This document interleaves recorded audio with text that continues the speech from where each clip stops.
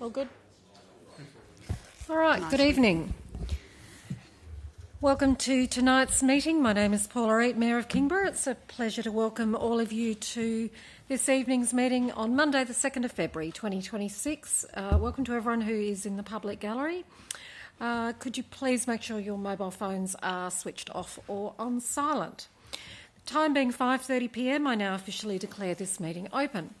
Council now operates under the Local Government Meeting Procedures Regulations of 2025, and under these I'm required to advise you that an audio or audio-visual recording is being made of the meeting. All persons attending the meeting are to be respectful of and considerate towards other persons attending the meeting, and language and conduct at the meeting that could be perceived as offensive, defamatory or threatening to a person attending the meeting or listening to the recording is not acceptable. The audio recording of council meetings is made publicly available on our website, and meetings are live streamed on YouTube. So we also welcome those people who are watching along at home online. And I'll now ask staff to confirm that the audio recording has started. Thank you. I wish to acknowledge the traditional custodians of this land, pay respects to elders past and present, and acknowledge today's Tasmanian Aboriginal community. Our attendees this evening are myself, Councillor Eat, the Deputy Mayor, Councillor Gladeright, Councillor Antoli, Councillor Bain, Councillor Cordover, Councillor Dean, Councillor Fox, Councillor Richardson and Councillor Street. From our staff this evening, we have the CEO, Mr Stewart, the Director of People and Finance, Mr Spinks, Director of Engineering Services, Mr Mackey, Director of Governance, Recreation and Property Services, Mr Smee, Director of Environment Development and Community Services, Ms Shakuti, our Lead Strategic Planner, Mr Stander, our Senior Statutory Planner, Mr Huang, our Communications Officer, Mr Heather, and our Executive Assistant, Mrs Morton. We have one apology this evening, and that is from Councillor Midgley. We're on page 1, confirmation of minutes. I'm looking for a mover and a seconder that the minutes of the open session of Council Meeting Number 1, held on the 19th of January 2026, be confirmed as a true record. Got a mover in Councillor Fox and a seconder in the Deputy Mayor. All those in favour? Aye. Against?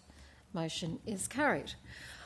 Turning now to page 2, workshops held since the last council meeting. We held a workshop on the 27th of January in relation to the AFL High Performance Centre. Declarations of interest. Does anyone have an interest they would like to declare? The CEO. Yes, I'd like to declare an interest in item 15.2, and I'll leave the room. Thank you very much. Any further ones? Councillor Dean and then Councillor Cordover. Thanks, Mayor. Just did an interest in 12.1, but I'll be staying in the room. And Councillor Cordover? Just to declare, I've had correspondence, as I'm sure a lot of us have, correspondence from representors relating to the development application at 16 Adelong Drive, but I'll be staying in the room. We do. I think everyone has received those correspondence, so we won't need to individually declare those, but thank you very much. Any further declarations? No, we'll move on then. Transfer of agenda items. Is there any item on the agenda that a councillor would like to transfer from open into closed or closed into open session? No, thank you. Takes us already to questions without notice from the public. Does any member of the public wish to ask a question? If so, you know the drill, most of you. Please come forward.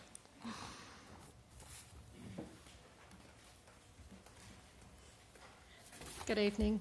Hello, Letitia Knight Woodbridge, property owner. I just want to, the last time we were in Chambers there was some mention about, I think it was to do with one of the motions that was put forward, and it was around the biodiversity offset, and I think we need some more clarity around that, because it came across that there were, I think it was 535 properties in total that have paid biodiversity offsets in a total of $1 million. Which you received, which equals $2,000 on average per property. And if that was the real case, I don't think anyone would have much of a problem with that. So we just want to get some clarification around those numbers if we can. So the questions that I have is, over the past 5 years, how many properties within the municipality have entered into a Part 5 agreement in lieu of paying a biodiversity offset? And can council provide mapping or spatial data identifying the location of those Part 5 areas? Ms Shakuti. I'll have to take that on notice because I don't have that information readily at hand.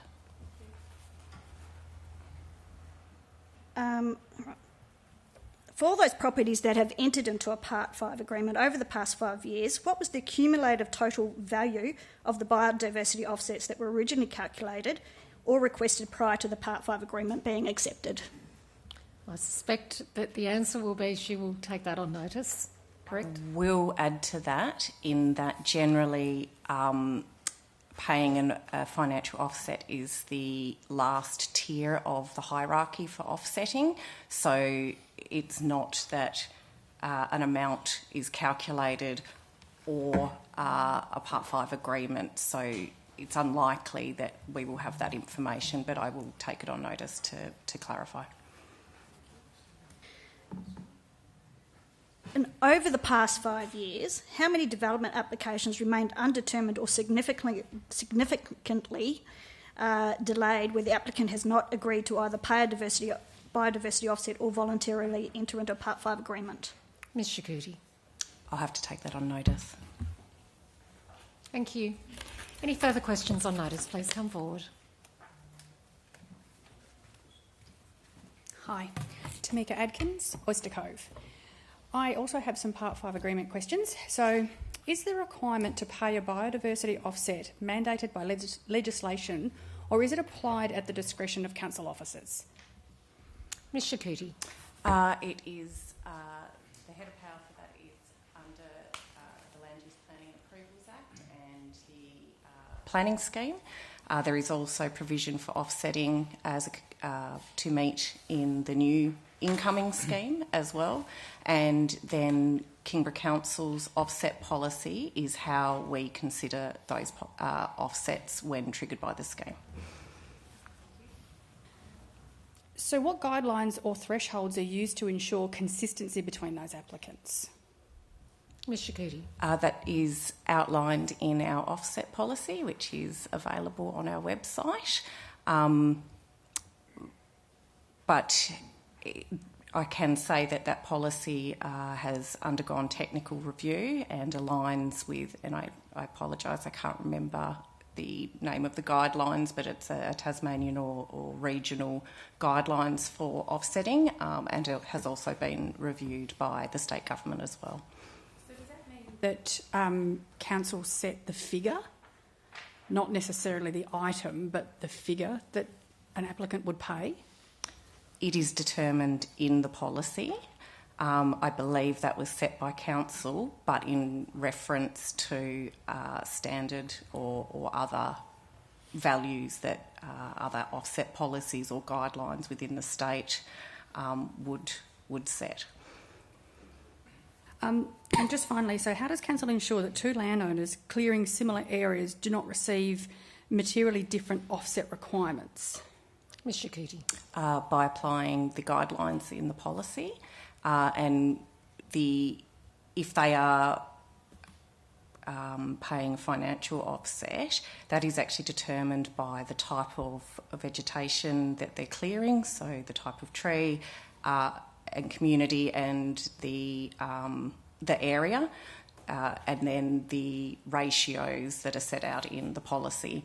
So for an area on one property, the payment might be different to the area on another property because it's dependent on what is actually being cleared and the area of what is being cleared. Thank you. Any further questions, please come forward. Good evening. Hi, Nick Booth from Longley. In August 2021, Kingborough Council ceased having a tree bylaw provisions within their existing environmental bylaws.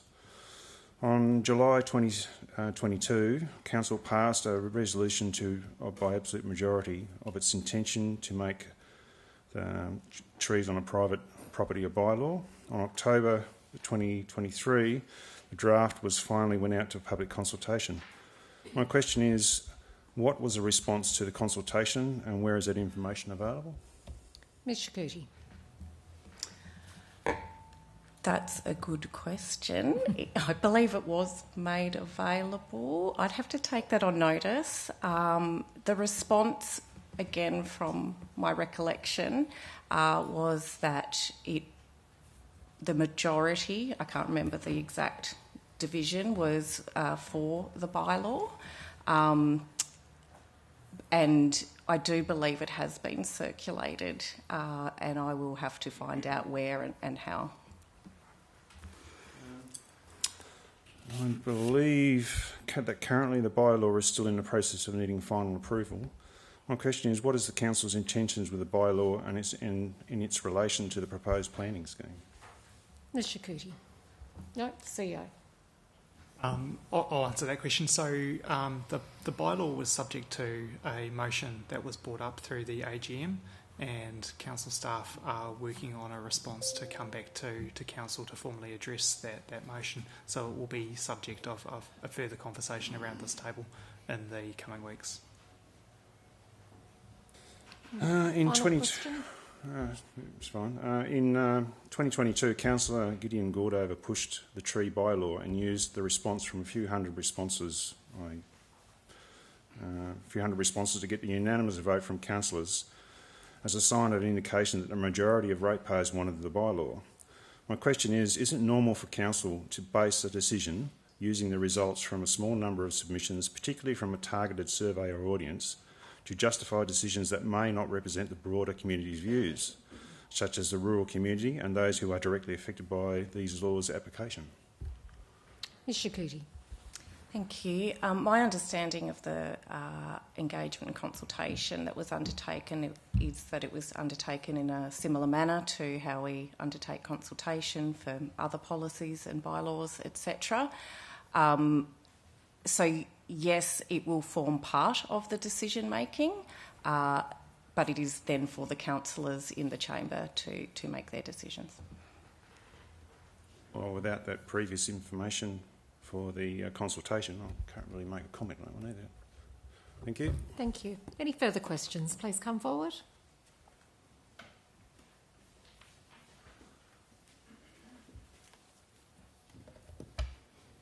Karen Groves, Snug.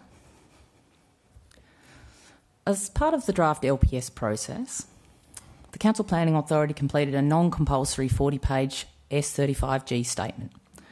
This was required to be based on feedback gained from community representations.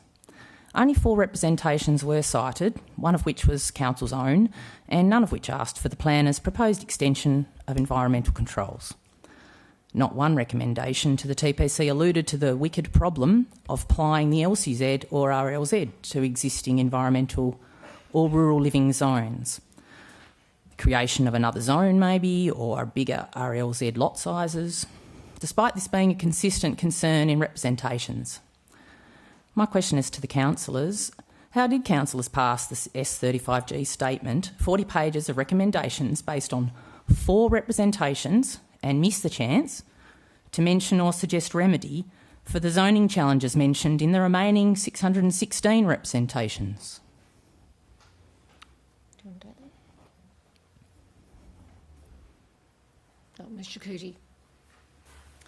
Thank you. My understanding is that the Section 35G report addressed specifically some recommendations for the SPPs. The remaining content was a replication of a submission to the SPO regarding the review of the SPPs made I think about 2 or 3 years ago. In terms of endorsement, it came before that report was attached with the Section 35F report when submitting the draft LPS after exhibition. And can I just add to that answer, because when we did consider as a planning authority those 2 documents jointly, we also did amend the motion that had been put forward to include a paragraph that would suggest that in providing all that information to the TPC, that a covering letter be prepared that outlined all of the concerns that the broad themes of concerns that members of the community and representatives had put forward during the process.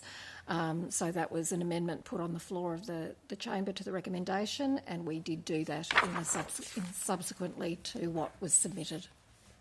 Okay, so you're saying that the other 616 representations were acknowledged through one cover letter, not in the 40-page other document? No, but they were all included in the section 35F as well. Yes. So, but what I'm saying is we also wanted to highlight the broad themes that we were receiving from the community as part of the process, because we wanted to make sure it was front and centre as sort of the first document that would be seen when that information went to the TPC.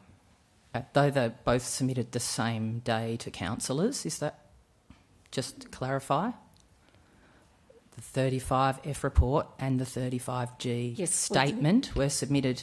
We considered them at the same together meeting. The 2 days before they were due to go to the TPC.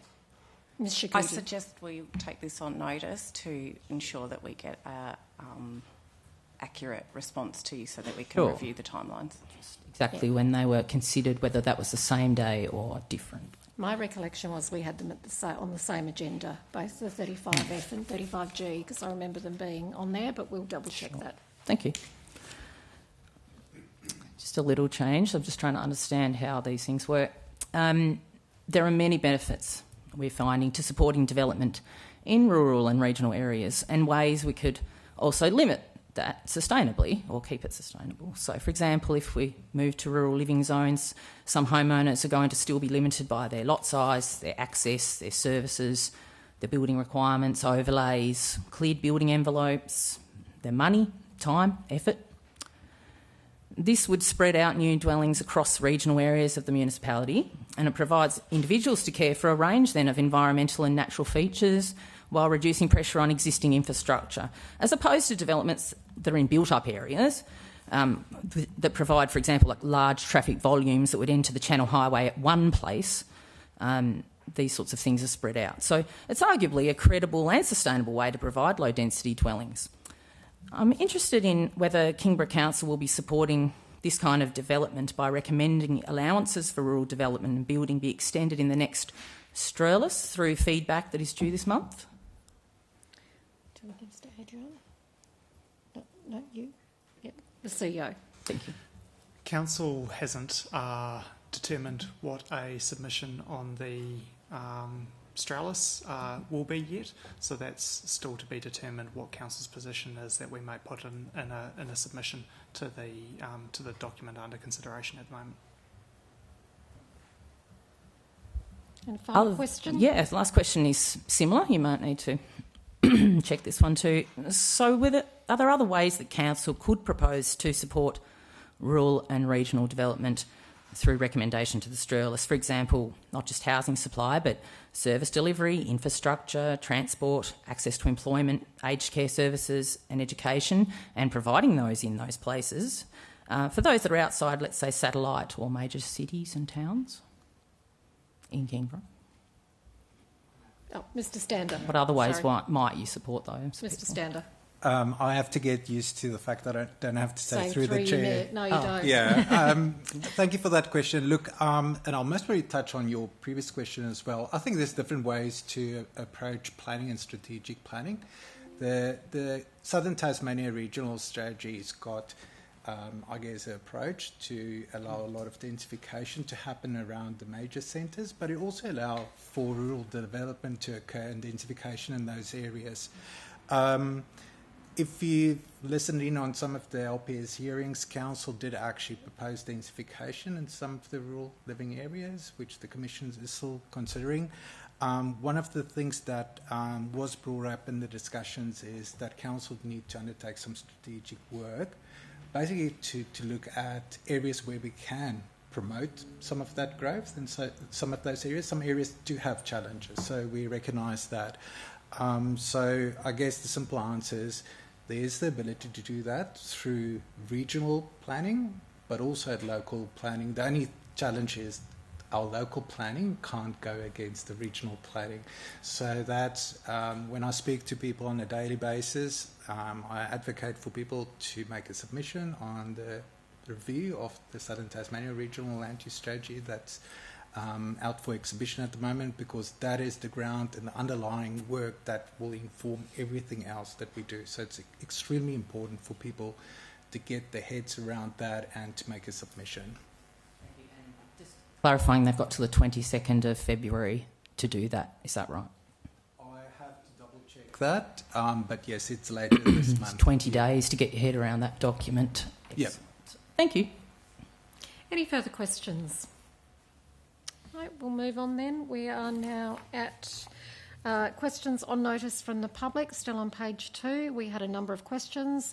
The first from Mr Denellen in relation to Algona Road shared path and street lights and power, with a response from Mr Mackey. A question in relation to an outcome of a 2023 AGM motion. The question was from Ms Adkins, with a response from Ms Shakuti. Question in relation to motions moved at AGMs from Mr Biggins, with a response from Ms Shakuti. Question in relation from Mr Hodson in relation to zoning, Silverwater Park and road reserves, with a response from Ms Shakuti and Mr Langman. Question from Mr Rediker with a response from Ms Shakuti in relation to percentage of community for and against LCZ. Question from Ms Rogers with a response from Ms Shakuti in relation to bushfire mitigation. And finally a question on wildlife from Ms Winter with a response from Ms Quinn. Takes us to page 9, questions without notice and councillors. Do any councillors have a question? Councillor Fox, then Councillor Cordova, and then Councillor Richardson. Thank you, Mayor. My question relates to the RIP on Blackmans Bay. Could a report be prepared by council staff for council to consider placing signage at the northern end of Blackmans Bay Beach to alert the public of the presence of a dangerous RIP in this area? Thank you. The Deputy Mayor and myself have already spoken to the CEO about this this afternoon, and following the events on the weekend where there were a number of young people that thankfully were rescued by some very heroic members of the community who are young people themselves. We are certainly going to look at that question of signage. The CEO and I recently, or some months ago, met with Surf Life Saving Australia to discuss a proposal that they have to install signage with their signs about water safety, but also they have a device attached to them, which is a personal flotation device that can be used if a member of the community is undertaking a rescue. And so the discussion that we had was that they're proposing to roll those out in a number of beaches around the state, but particularly to our non-patrolled beaches like Blackmans Bay. So we're working through that process with them because obviously we want everybody to be safe, but if you have too much signage, it can get very cluttered. So the proposal is that potentially the information on the RIP would be included with that information with the rescue devices. So I've asked for that work to be sped up in light of what's occurred. Further question? Could the matter be dealt with urgently? I have lived in Blackmans Bay since I was 1 year old.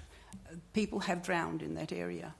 And I feel it's urgent that the sign goes up now rather than wait for equipment to go in. There is already a sign saying dangerous area, but it's relating more to the rocks.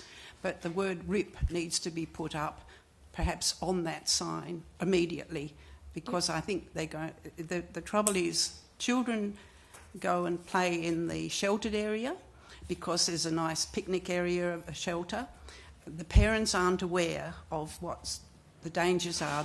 The water looks calm and it looks safe, but the reason it's calm is because there is a RIP.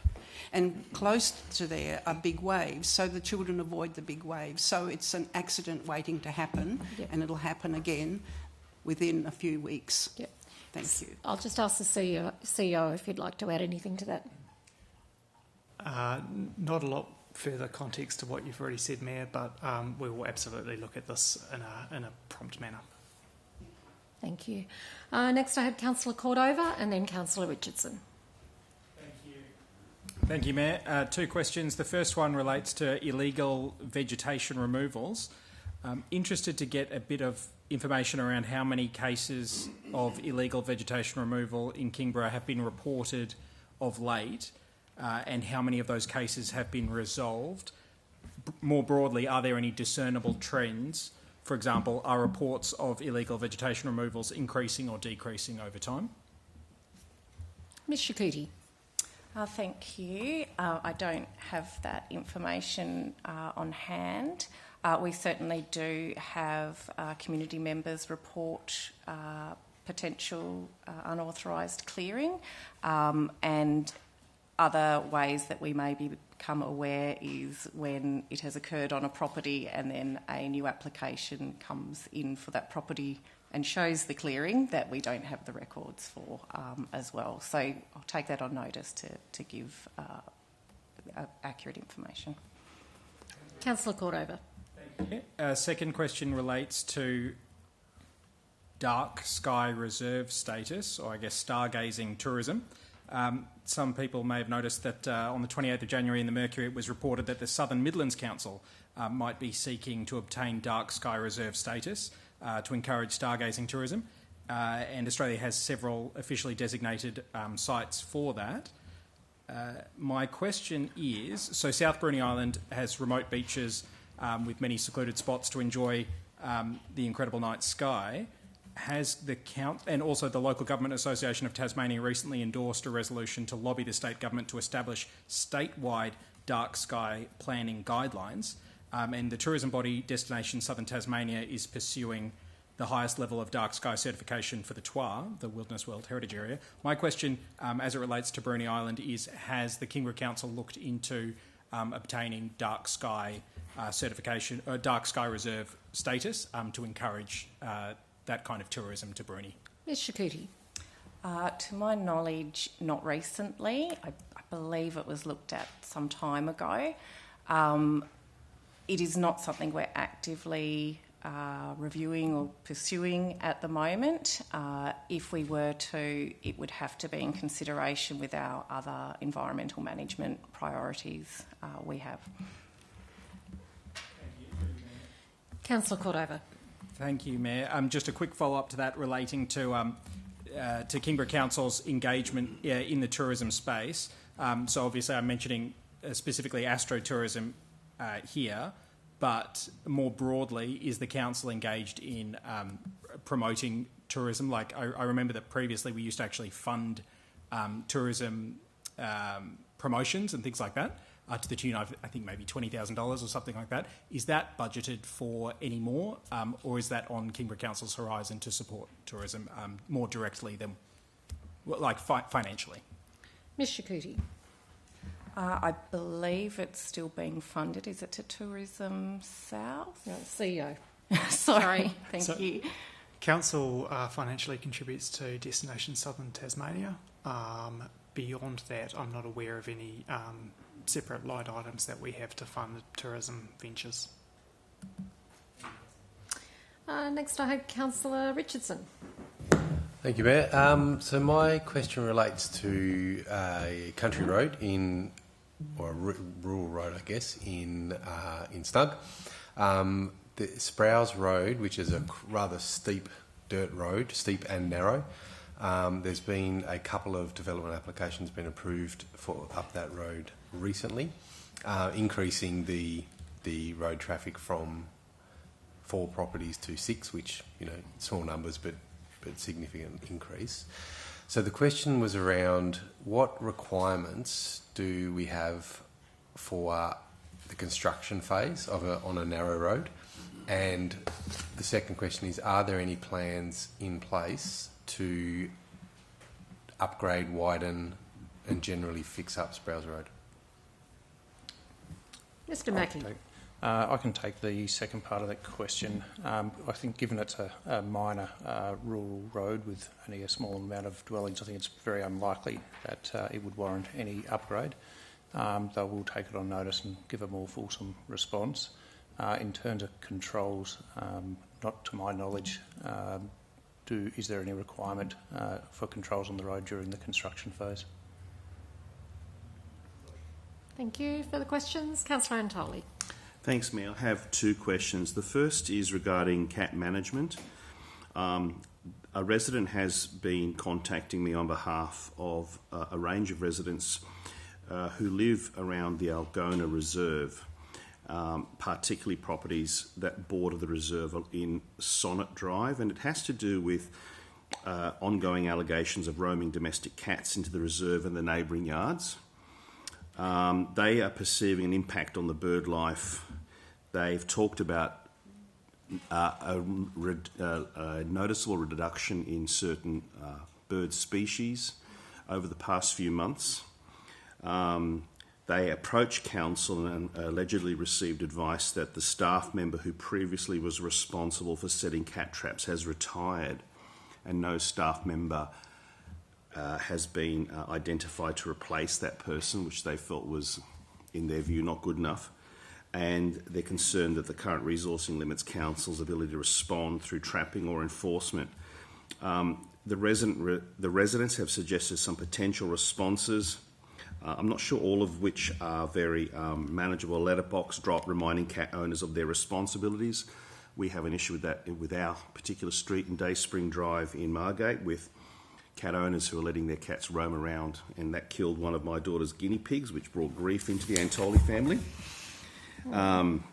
So they want to know whether trapping programs are active, paused or under review, and what is our broad policy position on cats near reserves. So I'm wondering if council could sort of address this general issue with the community.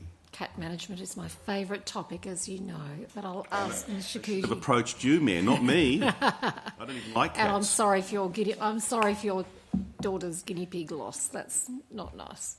Ms Shakuti. Thank you. So yes, at the moment we don't have a resource fulfilling that that task of cat trapping. It will resume when we allocate a resource, and that is in train at the moment. At times, as people will know who work in organisations, recruitment and etc. can take a little bit of time, so that we're looking at that. We do undertake a lot of education activities, and we have done some targeted education, particularly around Algona, but in the broader area as well. Unfortunately, so we have authority to implement the Cat Management Act, so if we are aware of breaches, we will act on those. We work with the Department of Natural Resources when there is instances of cat hoarding and multiple cat permits, etc. In terms of policy position, we have Bruning Island is where cats are not permitted or have to be contained. Huntingfield is similar in terms of you can own a cat, but it has to be suitably contained. I suppose outside of those areas, we don't have a policy position. Of course, we encourage responsible cat ownership, though, and are continuously active in educating and working with community members about that. Councillor Antoli. Thank you, Mayor. Appreciate the update. This particular resident, who seems to be representing others, has made mention that a lot of correspondence that he has sent to council hasn't been answered, which conflicts with the fact that he's told me he's had some answers. Would it be possible for me to send the package of emails to a responsible officer for some sort of response to him and to them to make sure that they feel heard? To yourself? Okay, yep. Thank you. Absolutely. And can I just reiterate Ms Shakuti's comments in relation to responsible cat management, because it's estimated, when we've done tracking studies in the past, it's estimated that the cats, both domestic cats and feral cats in Kingborough, kill collectively around 600,000 native wildlife every year, if you extrapolate the figure out. So that is a significant amount, and that's everything from a tiny little skink through to, larger animals, birds and guinea pigs and rabbits and so on. And so, unfortunately, when the state government reviewed the Cat Management Act several years ago, despite the fact that cat management facilities such as 10 Lives recommended that cats should be contained, the state government decided not to take up that recommendation. But as we know from Bruny Island, where the cats do have to be contained, that can make a significant difference to decreasing the wildlife that is being killed as a result of cats roaming. So it's not just feral cats. I think there's a lot of people think that they're beautiful little tabby or ragdoll is never going to harm anything because it just doesn't have it in their nature. Unfortunately, all cats have predatory nature, and if they get out, then they will attack something if they see it, no matter how domesticated they are. So we certainly do encourage, and I know when I have students, the Deputy Mayor and I quite often have schools come through the council, and we do mock council meetings with them, and one of the things that we talk about is responsible cat management. And at first, when I say to them, do you think your cats should be kept inside? All the students say, oh no, it's cruel, they need to be let outside.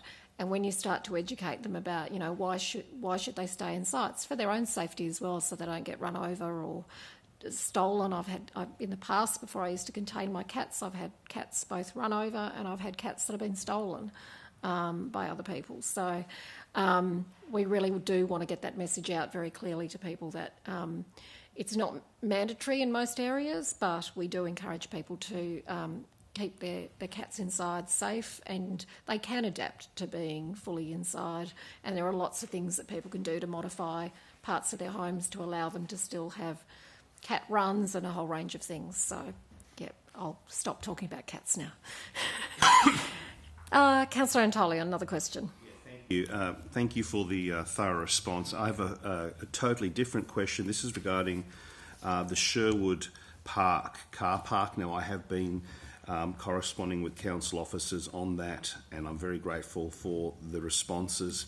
There has been an ongoing issue where the people who live opposite I said Sherwood. I should have said Sherwood. Sherwood, yeah. Not Sherwood Forest, my apologies, typo. The Sherwood Park car park, people opposite are having their ongoing issues with the unsealed car park, fouling their front yards with dust, entering their roof guttering and their rainwater collection systems. I had some meetings today with some people there. They've talked about hooning activity in the car park, people doing donuts. One individual with his 2 young sons who lives around the corner, and they passed that on to police. They've identified antisocial behaviour, including suspicion of drug use and drug sales, and the residents are afraid to report this to police with evidence because it requires them getting too close to the offenders, because you probably will know that there's a bit of a mound there at the car park before it cascades down into Roslyn Avenue. So they want to know what our policy would be about possibly putting up some freestanding CCTV cameras attached to the building or nearby to provide evidence of the misdemeanours to police when they do happen. I'm wondering what council's position on that, noting that we have some substantial work there slated for the ongoing forward estimates. Yeah, a couple of years down the track for that work, unfortunately, though, but the existing change rooms are still there. Who would like to speak to this? Mr. Smee. Sealing of the Sherwood Oval car park is a project that has been identified as being desirable, and indeed we had that project costed in 2021, and back then the cost was, from our engineering department, was $660,000. So it probably is more of an aspirational project, given the other priorities for the Oval. In recent years, we've upgraded the lighting, the drainage, irrigation. The pitch is underway, and as councils will be aware, the change rooms is our latest project. So the ceiling of the car park is desirable, but it is, in terms of the cost benefit, it's probably lower than some of the other projects we've had to address. CCTV, we would take advice from Tas Police in relation to whether that is something that would be of benefit in that area. We generally don't put up CCTV cameras without instruction from the police as to whether that is a location that needs to be able to feed back to the police station so it's monitored, and B, whether they consider the level of antisocial behaviour to warrant it. Councillor Antoli. Thank you. So even with the recent vandalism of some young people setting fire to part of the frontage of the building some weeks back, something like that might not even trigger council wanting to look after its assets with maybe some CCTV footage? Do we really need to rely on the police to tell us when we can put cameras up? Mr. Smee.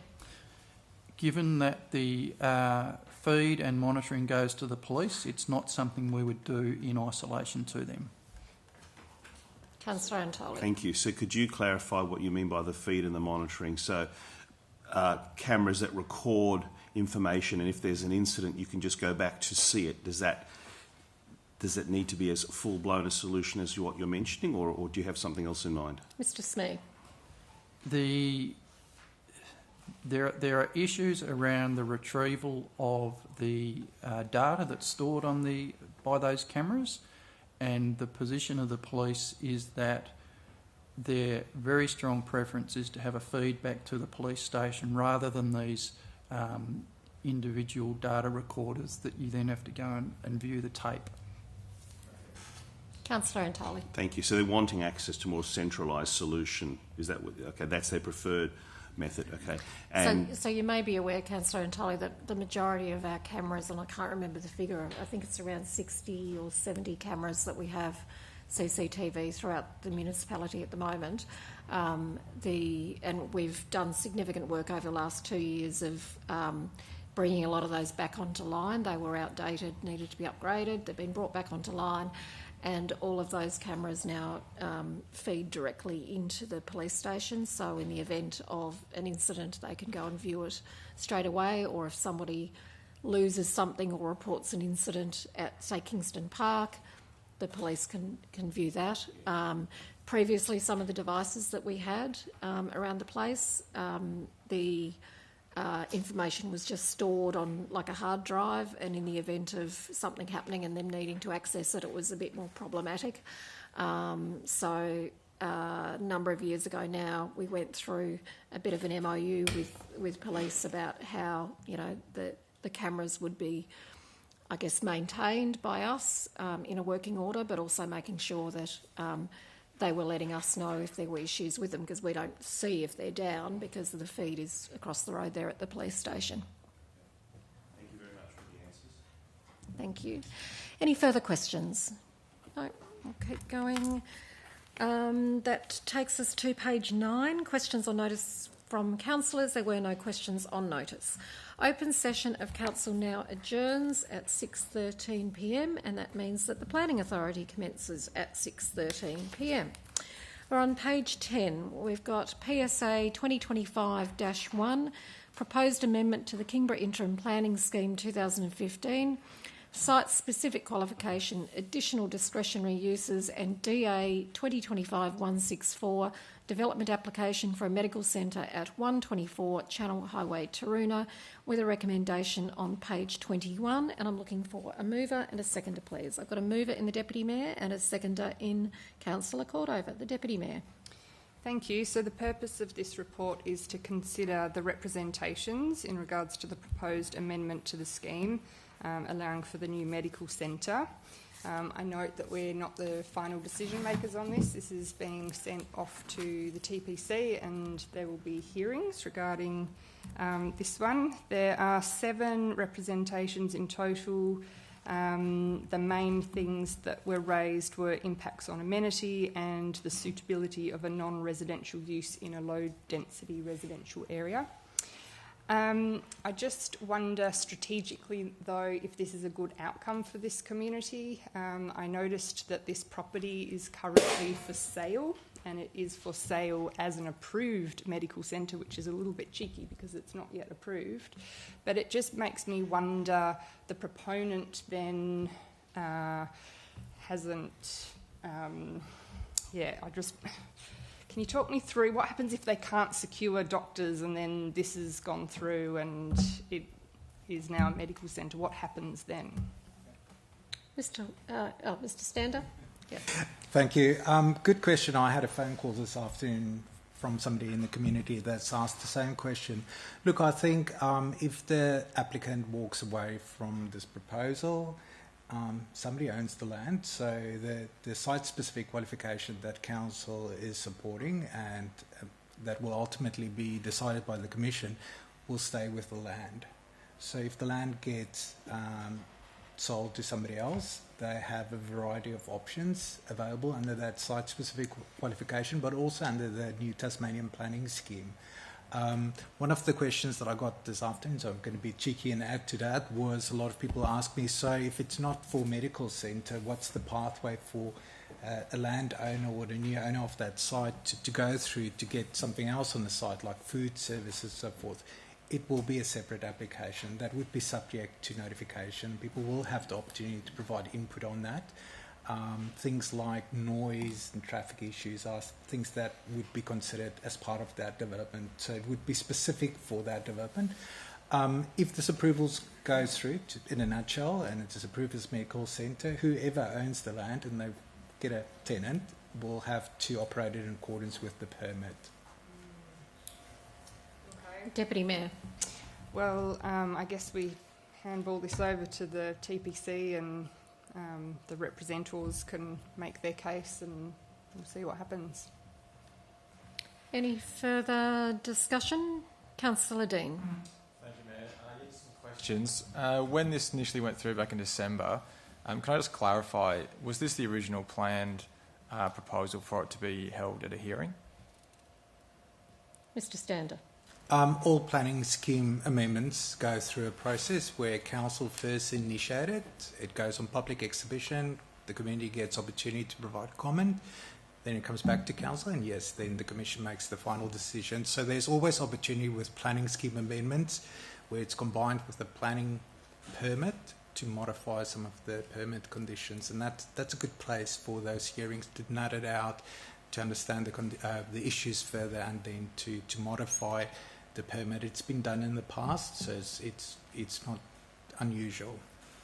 And just on page 11 of the agenda, there is quite a useful flow chart which shows the planning scheme amendment process, the 5 steps, and where we're up to at the moment, which is step 3, which is the report on the representations ahead of the public hearings and then the TPC's decision.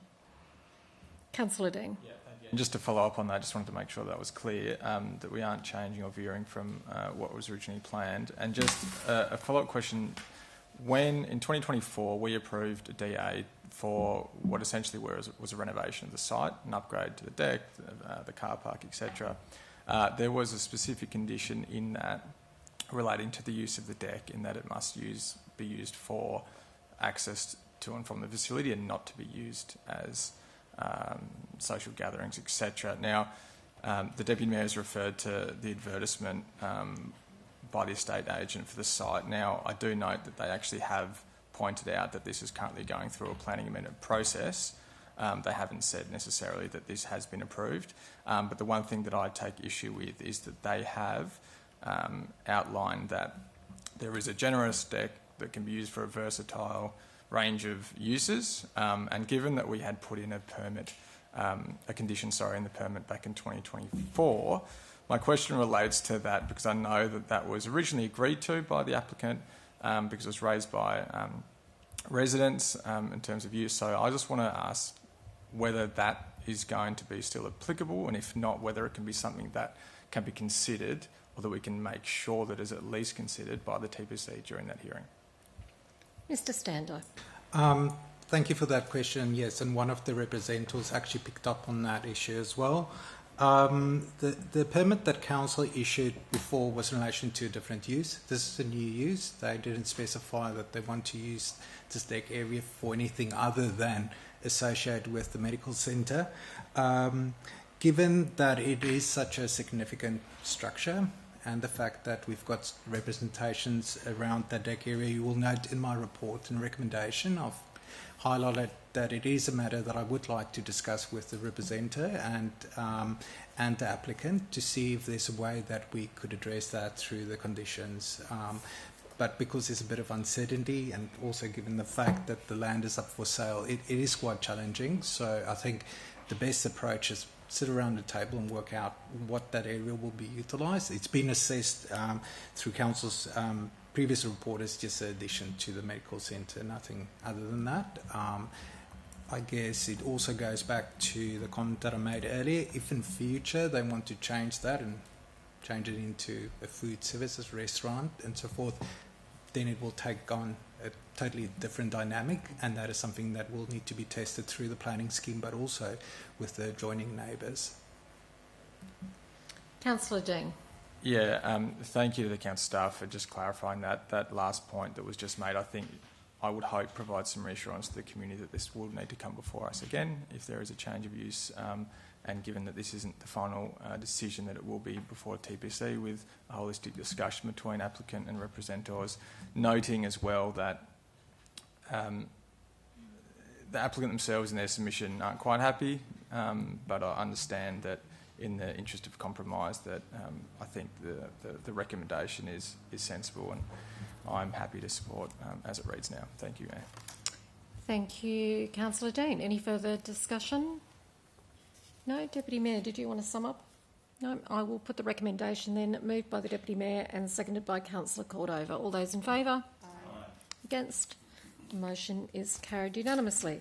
Takes us to page 22, item 12.2, development application for 8 multiple dwellings, 1 existing at 16 Adelong Drive, Kingston, with a recommendation on page 36. I'm looking for a mover and a seconder, please. Moved Councillor Cordova, seconded Deputy Mayor. Councillor Cordova. Thank you, Mayor. So there's been a good deal of community interest in this, and we've received multiple representations, 7 representations in opposition to this development application for 8 multiple dwellings at 16 Adelong Drive, Kingston. The report itself addresses the issues raised by the representatives, but there is no doubt that this is an intensification of use at that site. And so before I produce my contribution, I just wanted to ask some questions, firstly relating to the various representations which had a lot of merit, particularly around their concerns relating to site distances and the idea of having 8 units and having vehicles pulling out into the street. So I just wanted to... I mean, one of the representatives raised with me the allegation that the traffic impact assessment is out of date or otherwise not fit for purpose. So please can we have it talked through to us, or just unpack the site distance issues and why it is that it's the assessment of the planning officers that the road network can accommodate these additional trips. Ms Silver. Yes, Ms Silver. Thanks for your questions. So we did have the TIA prepared to support the application. The applicant prepared the TIA for the application. So originally there were 6 dwellings approved for the same site, and this traffic impact assessment was updated to form the current addendum of the planning application. That assessment has been reviewed by a development engineer, and they were satisfied that the traffic impact assessment was correct and that there is sufficient site distances along the road. Given that the road speed is 50 kilometres an hour, the minimum sight distance required is 45 metres or 69 metres, and they can achieve 70 metres to the left and 90 metres to the right along the road, so therefore it can meet the performance criteria. Councillor Cordova. Thank you. Through you, Mayor, the next question relates to the idea of moving the garbage bins to the other side and waste collection practicality in general. That was something that came up a lot. I just want to please explain to me, I guess, whether or not those concerns raised by the residents will be able to be enforced. Yeah, basically, please provide some assurance or otherwise that the issues around the garbage collection will actually, that it won't be a massive problem for residential amenity in that neighbourhood. Ms Silver. So what we understand from the planning application is that each unit will have their own individual waste storage area, which meets the requirements of the scheme, except for one unit which didn't have the screen, which has the screen, but it was between the dwelling and the driveway. They're otherwise compliant, and then on waste collection days, which will be by a private contractor, they will move the bins to the side of the driveway up the top there to make it easier for collection, but that's just a temporary area for the bins, and then they will be moved back to the residence area where they would be more permanently left. Yeah, so the waste will be collected from what we've, as part of the application, twice per week. Councillor Cordova. So am I right in thinking, and this is potentially a question more for council enforcement, is that if the proponent doesn't comply with that permit condition or expectation, that they will therefore be in breach of their permit, so that they have to actually do what's just been explained? They actually have to do it, and if they don't do it, then they're in trouble. Ms Silver. Sorry, under the planning scheme, you have to provide a waste bin storage area, which they comply with. We don't have any mechanisms under the planning scheme for the bins to be taken back. That would be more an on-site body corporate management. So there'd be no way to condition the bins at the top to go back to their main area beside each dwelling. Councillor Cordova. So I think, as I mentioned earlier, there's a number of the representations contain totally reasonable, understandable, and I think concerns that have a good deal of merit, especially where they focus on traffic safety and parking spillover and waste servicing, as we've just been talking about. And of course, I'm very sympathetic to. Well, it's quite obvious that when you have an intensification of use, it's quite obvious that there will be privacy and amenity impacts of that. This proposal is single story, so that has a reduced streetscape impact due to the internal lot configuration. I think that is something that is in its favour as well. The privacy impacts are real. I think the intensification of use of the road is real, and it's addressed in the report, but I wanted to make a higher level point here about what our responsibility is when we do see a proposal that complies with the scheme, and when we do see a proposal where the performance criteria have been met.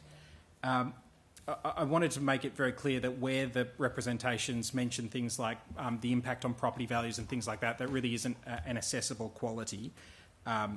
And so where the representations didn't speak to the planning scheme itself, I obviously have to discount those in my deliberations because they're not planning tests. You know, if you say, well, this will impact my property value, well, that's actually just not a test that we are able to consider as a planning authority.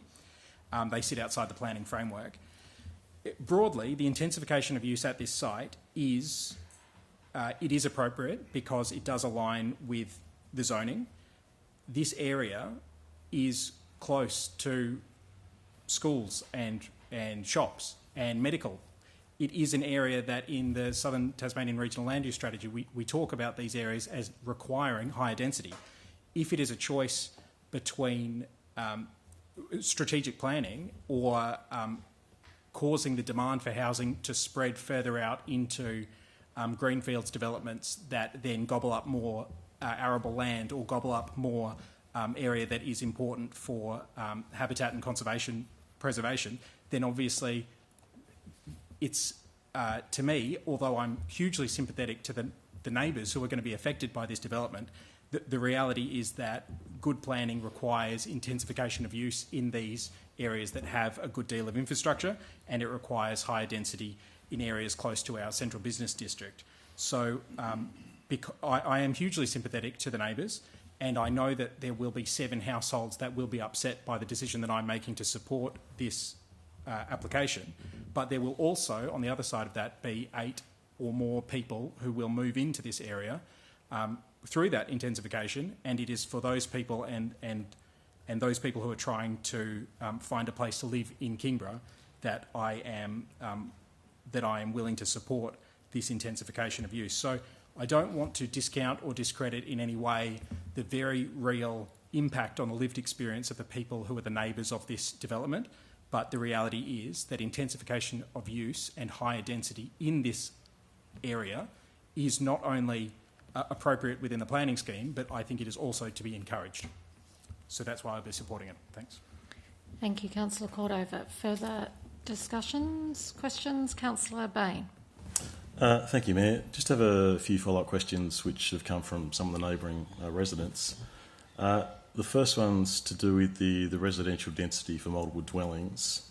The acceptable solution is the 325 metres, whereas these ones in the application before us are well below that in the 270s, I think.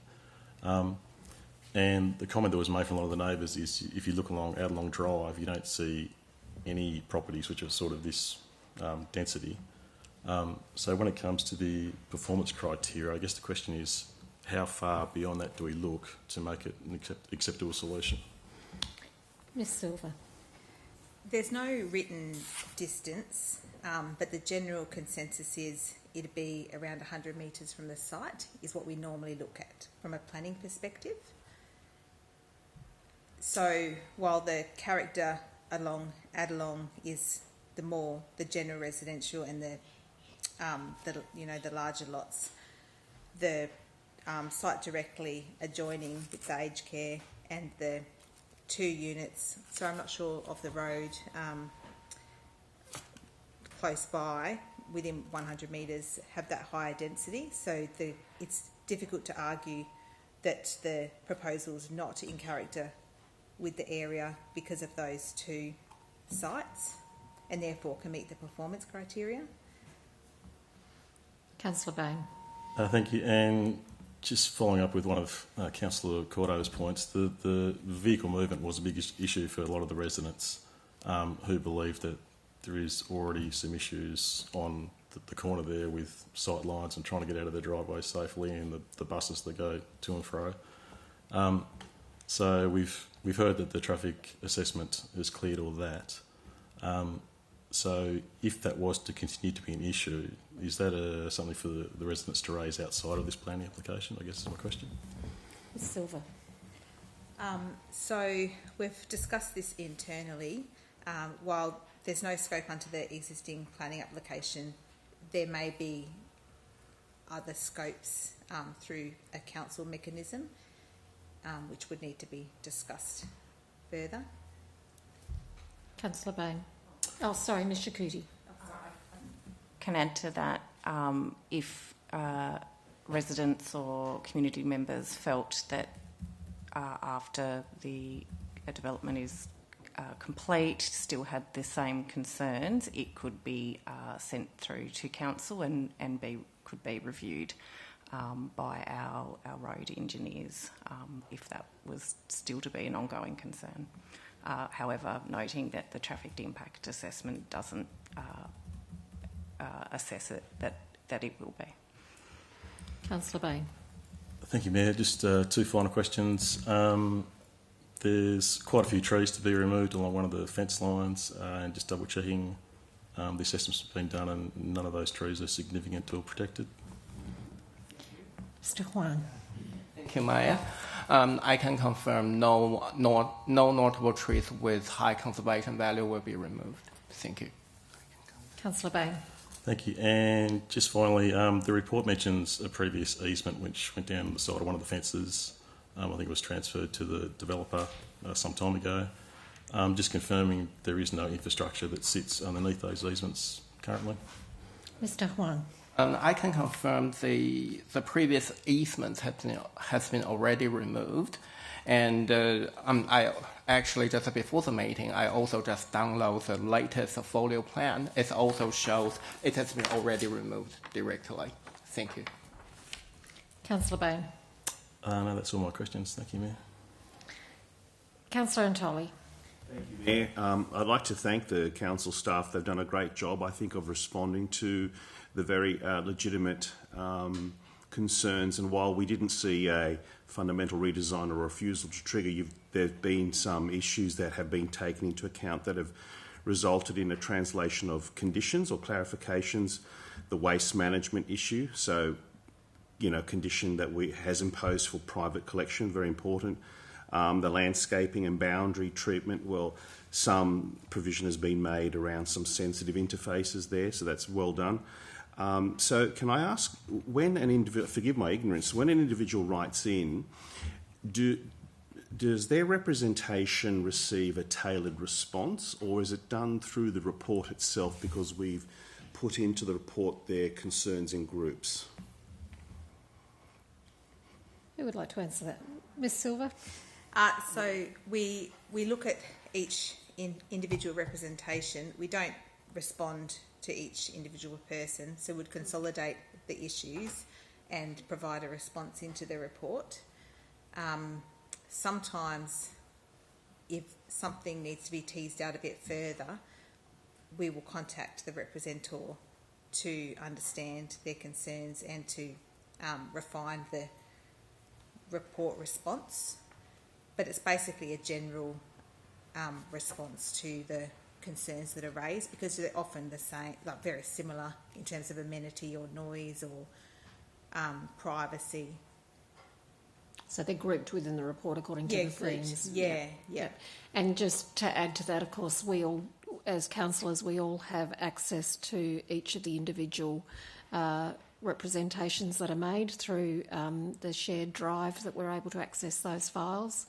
So just so that I know that many members of the community who will be respondents to DAs, representatives to DAs, they will email us also in addition, but I think it's important for the community to know that we get every application and we're able to read those at our leisure. Councillor Antoli. Thank you.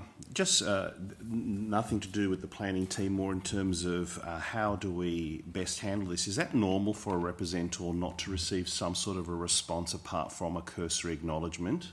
Ms. Chakouti. Yes, it is normal, and as Ms. Silver stated, if we do need to reach out, we will, and sometimes we'll go visit the property of the representative too, particularly if we need to view the issue that they're talking about as well. Councillor Antoli. Is that a council norm or an industry-wide norm? Ms. Silver. I can confirm that's an industry-wide norm. Thank you. I appreciate that very much. Councillor Antoli. Thank you.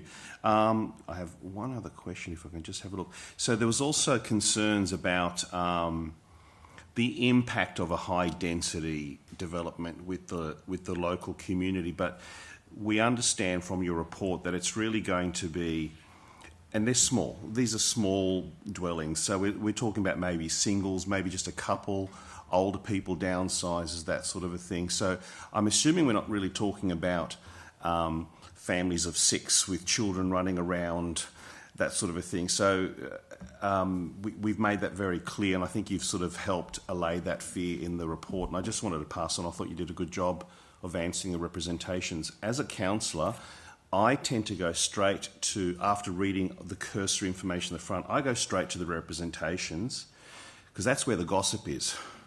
That's where you find, because our best researchers are the people, not always, but are the people in the local community, and they tell you stuff that is just amazing. And I always like to make sure that there's been a robust response.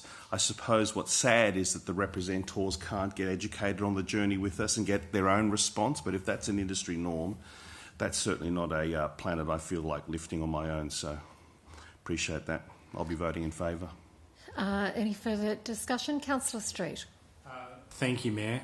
Like others, just want to recognise the number of representations that we've received, and certainly I've received a number of emails and recognise that a lot of those people are in the back of the room here tonight, and thank them for attending. By and large, I agree with the things that have already been said in relation to this application. I understand that people are going to be upset, and reasonably so, with the seeming decision of council in relation to this matter, but the application does fit within the terms of the planning scheme, with one potential exception that I just want some clarification around, just in relation to the multiple dwelling site areas in 10.4.1. Clearly, the proposal is for residential density that's less than that contained in the majority of multiple dwelling sites in the area, with the one exception being 26A Freesia Court. I'm just wondering whether our planning officers have any comment on the appropriateness of including 26A Freesia Court when it's a retirement living facility. And I suppose the question that I have around that is how appropriate that is to include it for residential density purposes when a retirement village is, in many cases, has things like shared common areas and higher density areas with larger surrounding common areas, which certainly seems to be, just anecdotally and looking at the aerial photography, that seems to be the case on 26A Freesia Court. So how appropriate is that as a guide to surrounding residential density? With Silva. So with the planning performance criteria, it doesn't specify even that it needs to be residential. It focuses on the capacity of infrastructure and the site coverage, I guess, of existing development on established properties in the area, which is why we've included the aged care facility in the density analysis and not just the other residential units. There are definitely provisions, like the aged care is still a residential use, and there are residential design requirements under the planning scheme for that as well. And I do acknowledge they are different, but as the scheme doesn't differentiate, there aren't any grounds to that needs to be considered from our interpretation as part of the analysis that we do. So I suppose compatibility. Councillor Street. Sorry, Mayor. Yeah. Compatibility with density of existing developments, a pretty blunt instrument, is what you're saying. Yeah, that's right. Yep. Yep. I mean, I can tell you what the differences are between an aged care facility, which would technically be a non-residential use. Well, I mean, it's a residential use, but it's not it's a non-dwelling use in the under the general residential zone. Sorry, I just had to think, was that in a residential? I'm getting mixed up. The general residential zone. So all the design requirements are generally the same in terms of building envelope. I can bring it up, sorry. Just bear with me for a second. Can't quite remember off the top of my head.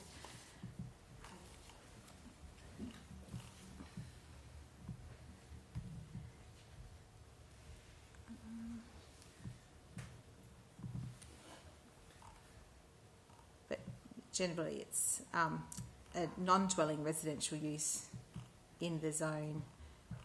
And I don't remember if it has private open space requirements, but I'll just... Not sure if there's any differentiation. Yeah, I think it's more like the built form is the same in terms of setbacks and privacy.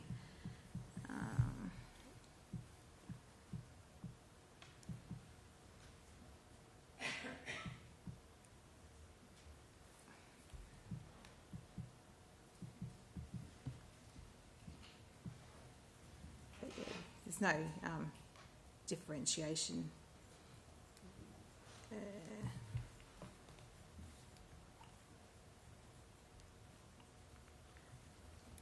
So non-dwelling. So it's still got the the building envelope. 10.4.3. So the density is considered. So that needs to be the same scale as a residential development for dwellings. The site coverage and private open space are also considered as part of any application. 10.4.7, which is the front fences, waste storage. So it's very similar in that respect. Councillor Street.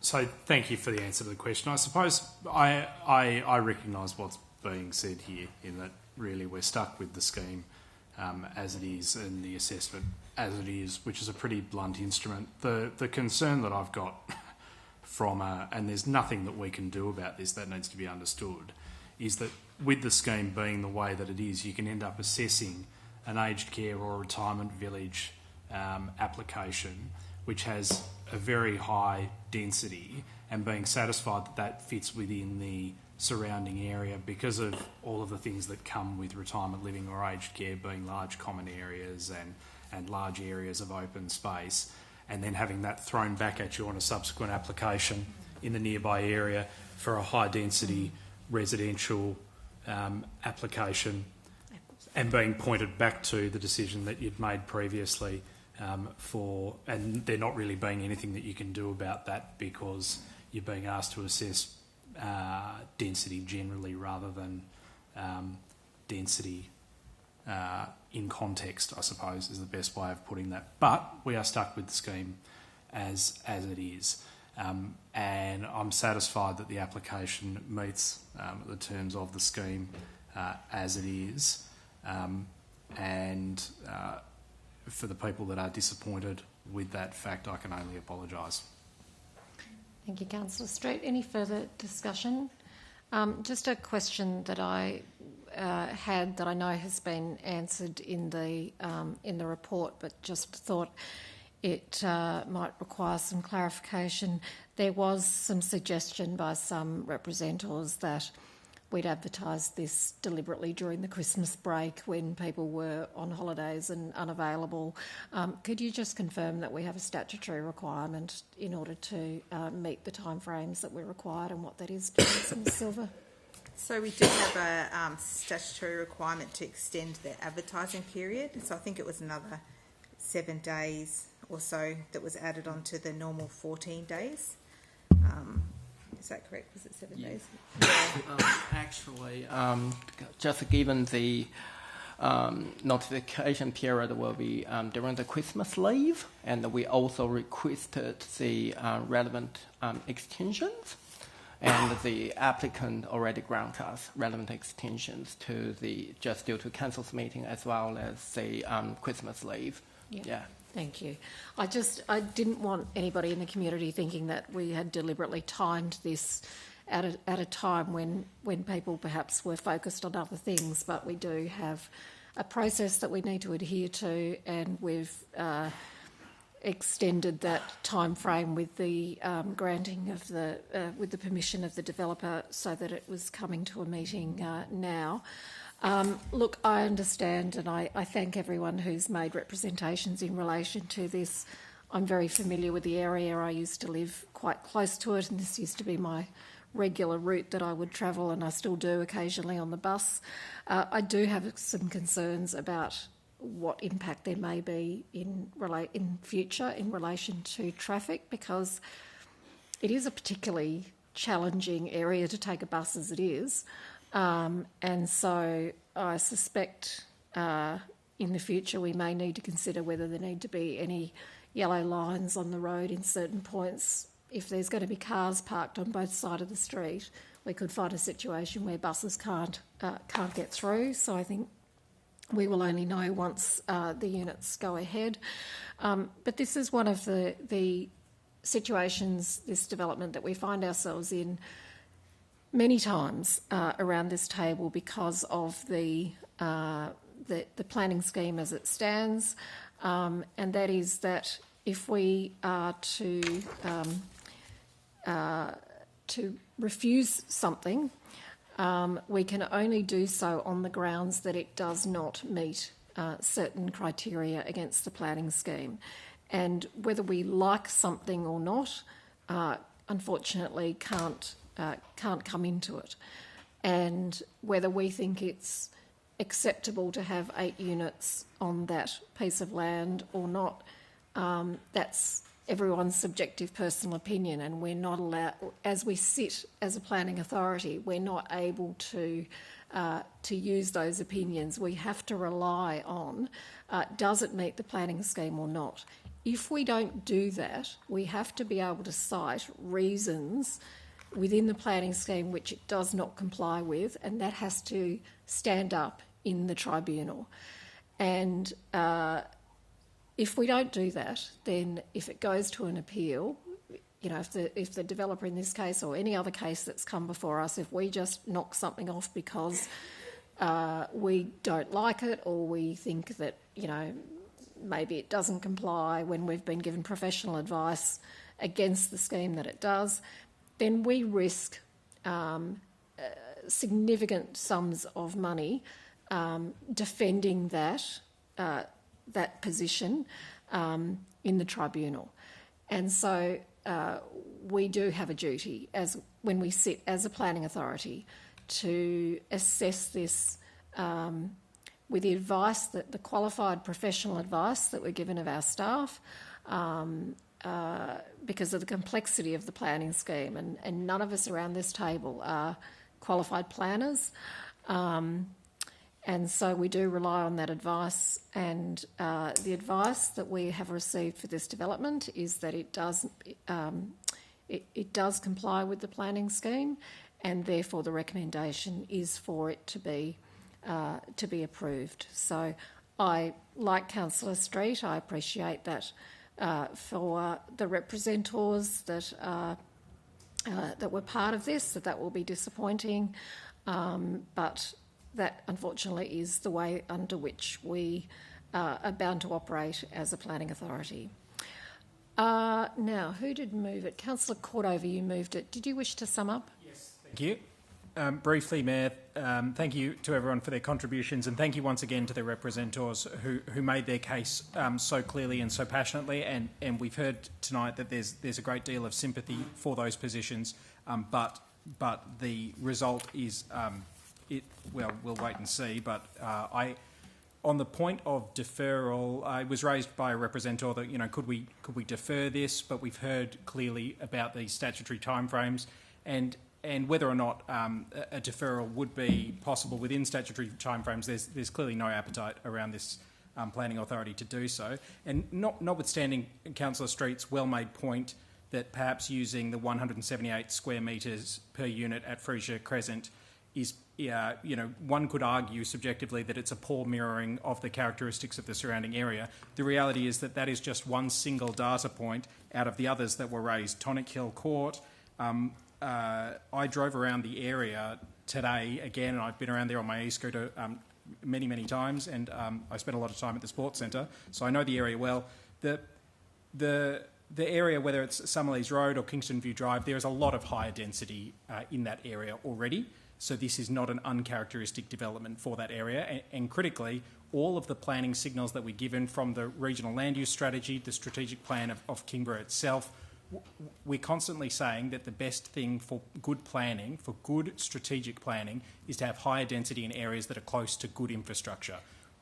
Being close to shops, being close to medical, being close to areas that can support that kind of intensification of use, that's where the new higher density should go. And I think we do all reflect on the fact that we're living through a housing crisis. We want to see more good housing go into areas that can sustain more good housing. And so it's critically important that we as our planning authority play our role within the constraints that the planning scheme provides us to deliver on that good strategic and statutory planning, and that's what we're doing today. So once again, I'm very sympathetic to the position that's been raised by the representors, but as we've seen from the report and from the discussion throughout this evening's debate, the reality is that this is it's a good step forward for the community as a whole, even though it will have impacts on those 7 representors and their households. Thank you. Thank you, Councillor Cordova. I'm going to put the recommendation moved by Councillor Cordova and seconded by the Deputy Mayor. All those in favour? Aye. Against? The motion is carried unanimously. This means that the Planning Authority meeting adjourns at 6:55 p.m. and the open session of Council recommences at 6:55 p.m. We're on page 99. Petition still being actioned. A report on the petition curbside collection Leslie Vale will be provided to a future council meeting. Still on the same page, at the time the agenda was compiled, no petitions had been received. 15.1 Amendment Dog Management Policy Proposed Areas with a recommendation on page 101, and I'm looking for a mover and a seconder, please. Got a mover in Councillor Bain and a seconder in Councillor Fox. Councillor Bain.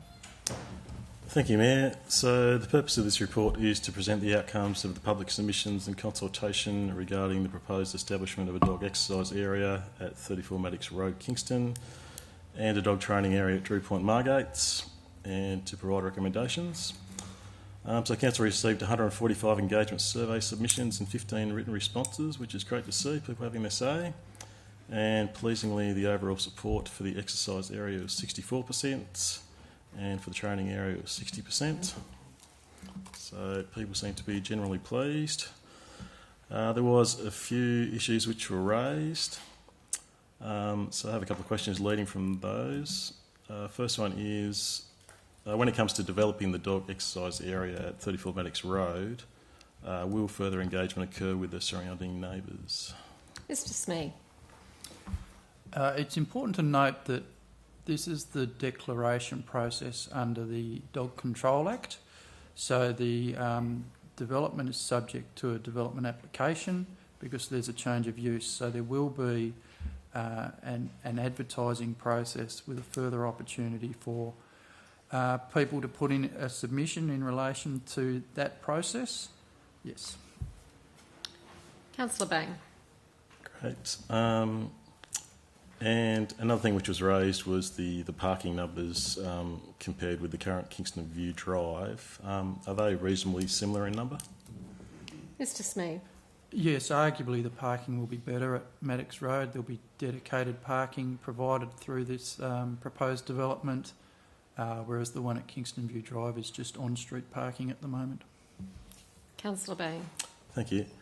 And I think the very pleasing thing to see is from a usability perspective, everything that's currently offered in the Kingston View Drive site in terms of greyhounds, puppies and other areas is also going to be available with the new site. So I think it's worth congratulating the staff who have found these new sites, and very pleasing that the users are going to get exactly the same services, if not better. And just the final question is, this is obviously to do with needing the sites up the sports centre for the high performance centre. So just the final question is, will all costs for these new facilities be met by the state government? Mr. Smee. Yes, that's correct. There has been a budget allocation made as part of that project from the state government towards the development of these areas. Councillor Bain. Fantastic. So I'm happy to support the recommendation. Thank you. Councillor Antoli. Thank you, Mayor. I dare bring up CCTV again. Just wondering on whether or not we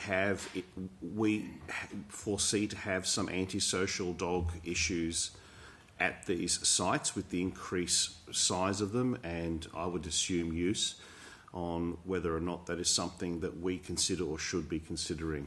Increased size of the areas or the dogs? Numbers of dogs, the size of it's an increased size available for the dog community, and there will be an increase in the number of dogs together. What's our view on whether or not these sorts of sites probably should have a or two CCTV? Mr. Smee. I have to say that the experience with the existing exercise areas that we have is that they're not an area in which we experience antisocial behaviour. So on current evidence, I'd say there's no justification for CCTV cameras. Obviously, if that changes in the future, we'd consider it, but certainly given the number of exercise areas we currently have and almost no reports of antisocial behaviour, I mean, obviously there may be some reports of poor dog behaviour, but not antisocial people behaviour. Well, that's refreshing. Councillor Antoli. And if there's reports of poor dog behaviour, what do we normally do? Do we just sort of investigate it on an ad hoc basis, or is that uncommon? Mr. Smee. It depends on what the situation is. Obviously, a dog attack is a serious matter that requires investigation, formal investigation, and there are penalties under the Dog Control Act for that. If it's more an issue of low-level conflict between dogs, that might be something that we undertake some public education on.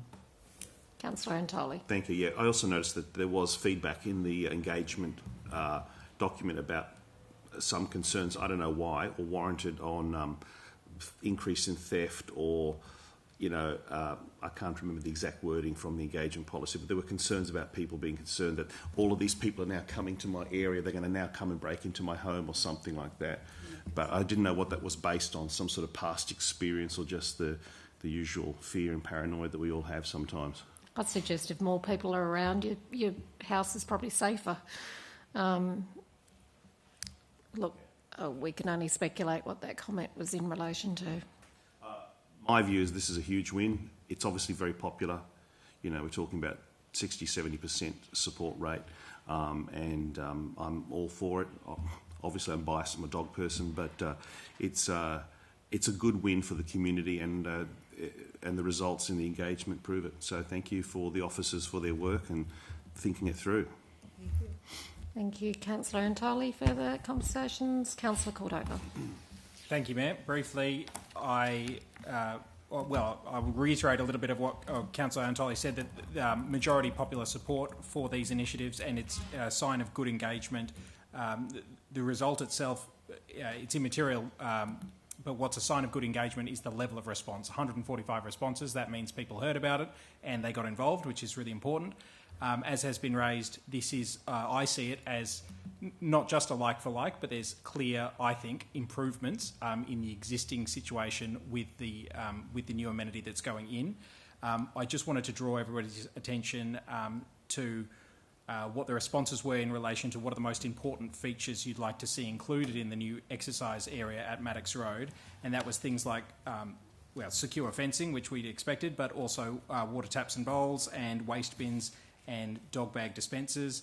But it was also things like parking availability, which has been mentioned so far, and then the other things like shaded seating and separate areas for small and large dogs.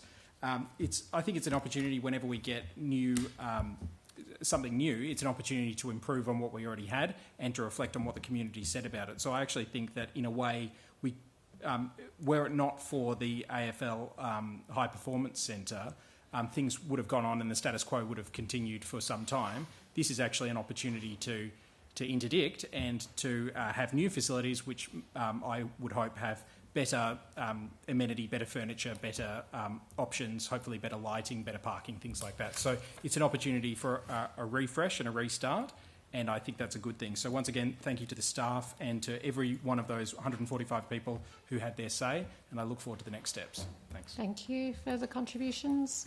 I might just make a brief one and then I'll go to you, Councillor Fox.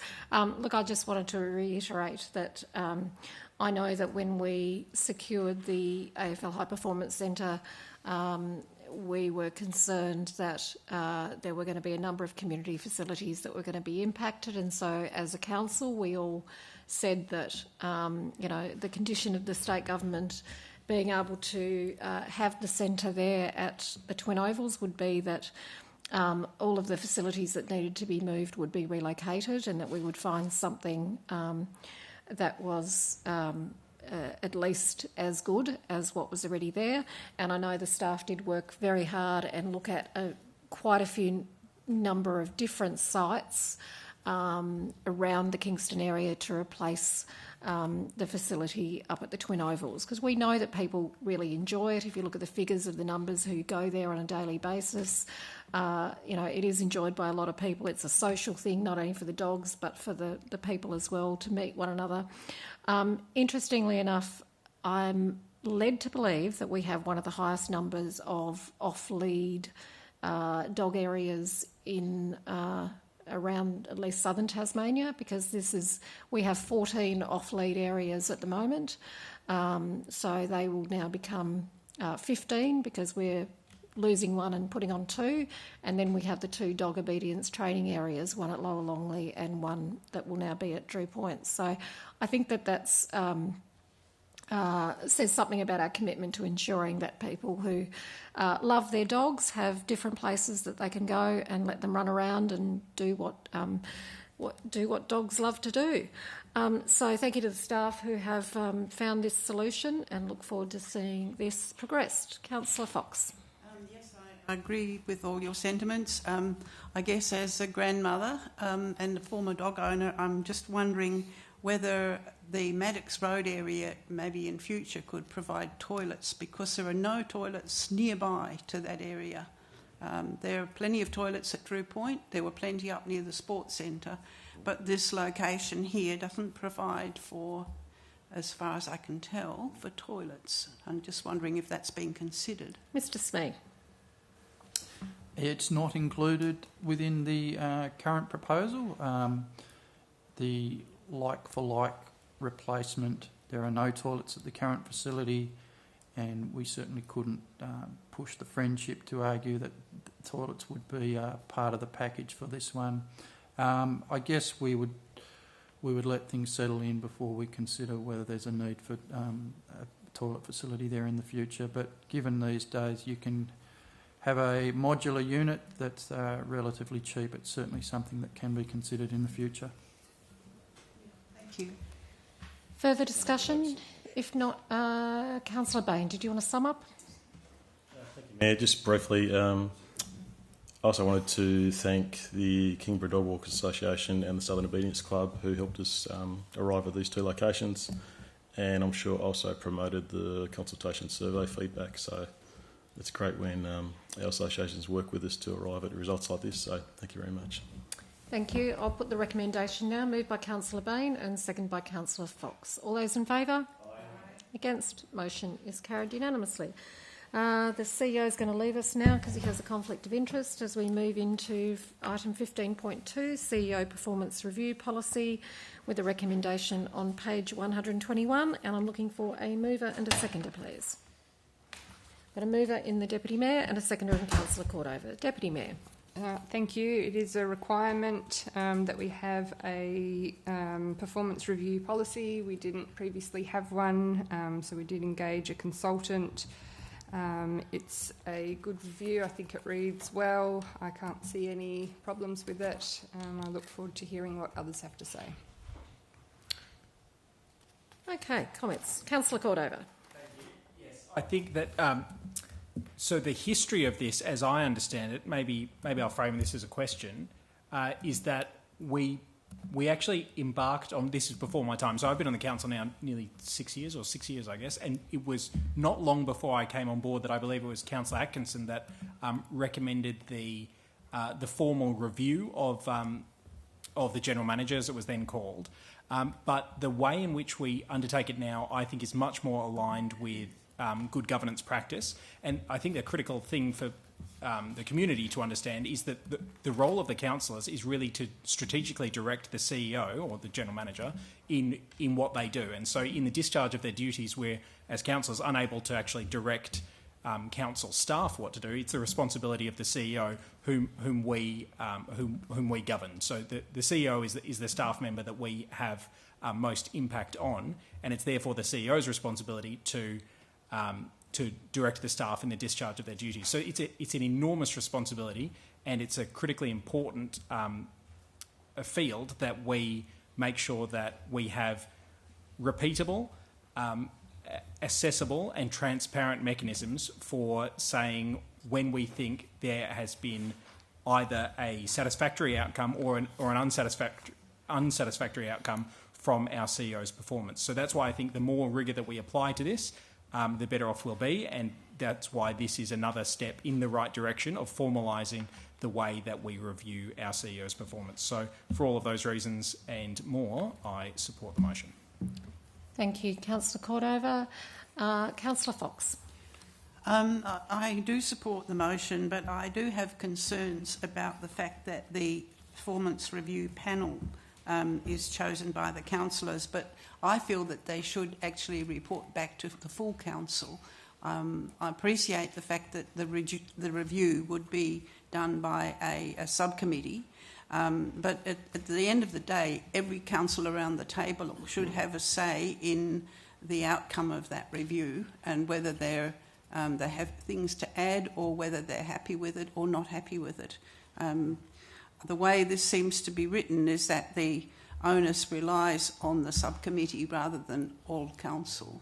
So my understanding of this is at 6.6.2, where it talks about the subcommittee's report. So the subcommittee has to make a report that they then provide to the CEO, and then that report comes back to councillors as a whole in closed session. And the point here that it makes is that councillors need to respect the process, and the discussion then is on understanding the report, not providing yet another avenue for feedback, because the process has to, I guess, end at some point. So, yes, it is the intention that the subcommittee would bring back to full closed session of council the report. But it doesn't say that in this document, does it? Sorry? Oh, thank you, Mr Spinks. It's also covered off in paragraph 513, which does require a report to come back to council. Yep. So it's specifically named up there. Oh, yeah, it is. Following any final discussion with the subcommittee, the Mayor will produce a final report for endorsement by the council in a closed meeting. Yep, yep. And just to clarify, that is the way that that this has been operating. So the history of this is that up until the recent amendments to the Local Government Act, there was actually nothing written down in the Act that mandated that CEO performance reviews or general managers, as the case may be, needed to take place. It's something that we have been doing here at Kingborough for at least, I'm actually thinking back, so at least, well, the whole time I've been here, and Councillor Fox might know otherwise, but I recall the General Manager before last, who was here when I started in 2011, certainly there were performance reviews, surveys. What we haven't ever had, though, and it was something I was very conscious of when I came into the role as Mayor, is that there were no written down guidelines on, how should we actually go about doing this. There was just, I guess, a process that had evolved, and it was the discretion of the Mayor of the day or the committee as to how those reviews would progress. I'm happy to say that we've always done them very thoroughly in the time here, because I think that a number of us have had experience with boards or at CEO levels where we understand the importance of performance reviews on an annual basis, and then working together to set the KPIs for the organisation and the leader of the organisation for the following year. What has changed, I guess, now is just that it is legislated. It's mandatory for all councils, regardless of their size, for them to go through this process. And what we realised, though, that we didn't have was the written down policy. As I understand, many councils still don't. So I think we're getting ahead and really just making sure that for the future that it's very clear and fair how the process is taken through. Any further comments? Councillor Antoli. Thank you, Mayor.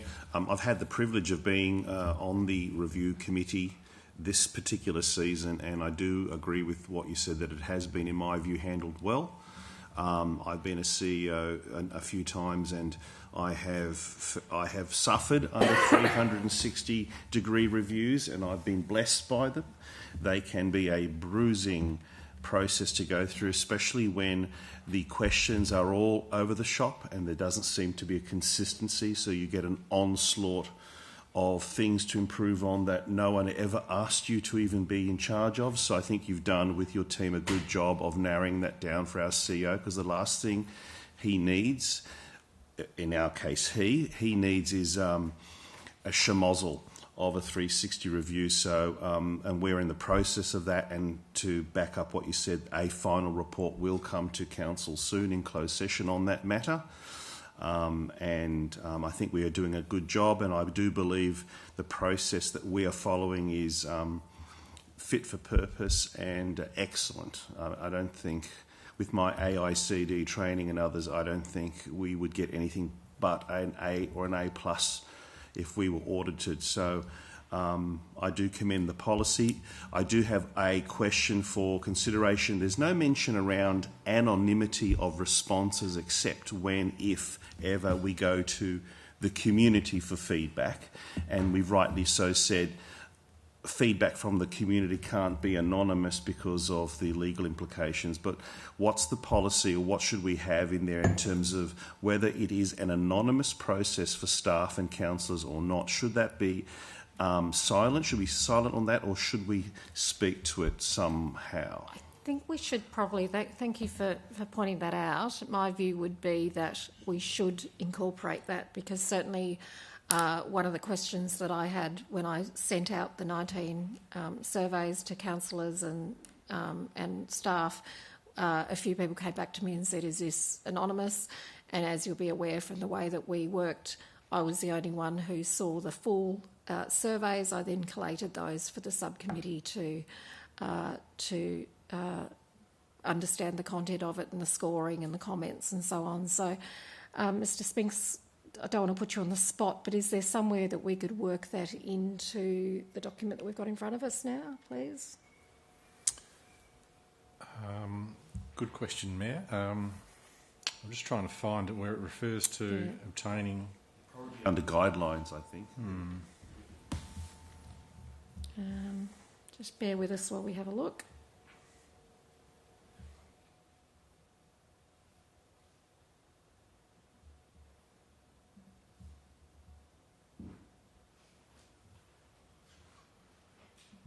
Yeah, would it be a new paragraph 6.7.3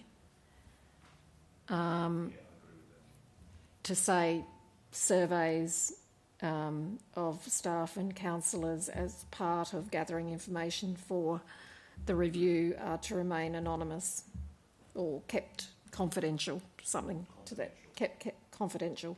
Yeah, I think that can be incorporated. Mrs. Morton, sorry to do that on the run. So if it's acceptable to the mover, the Deputy Mayor, and also to Councillor Cordover as seconder, the amendment would be to add a new 6.7.3 that would read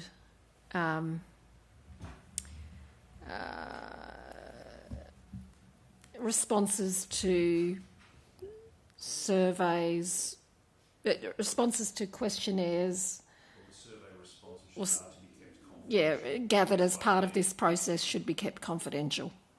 And it's normally managed by the Mayor, isn't it? Which you did a good job of making sure it was. We didn't even know that what people said. We just had group responses. Yeah. We didn't even know as a committee member who said what. Responses are to be kept confidential, not is. Yeah.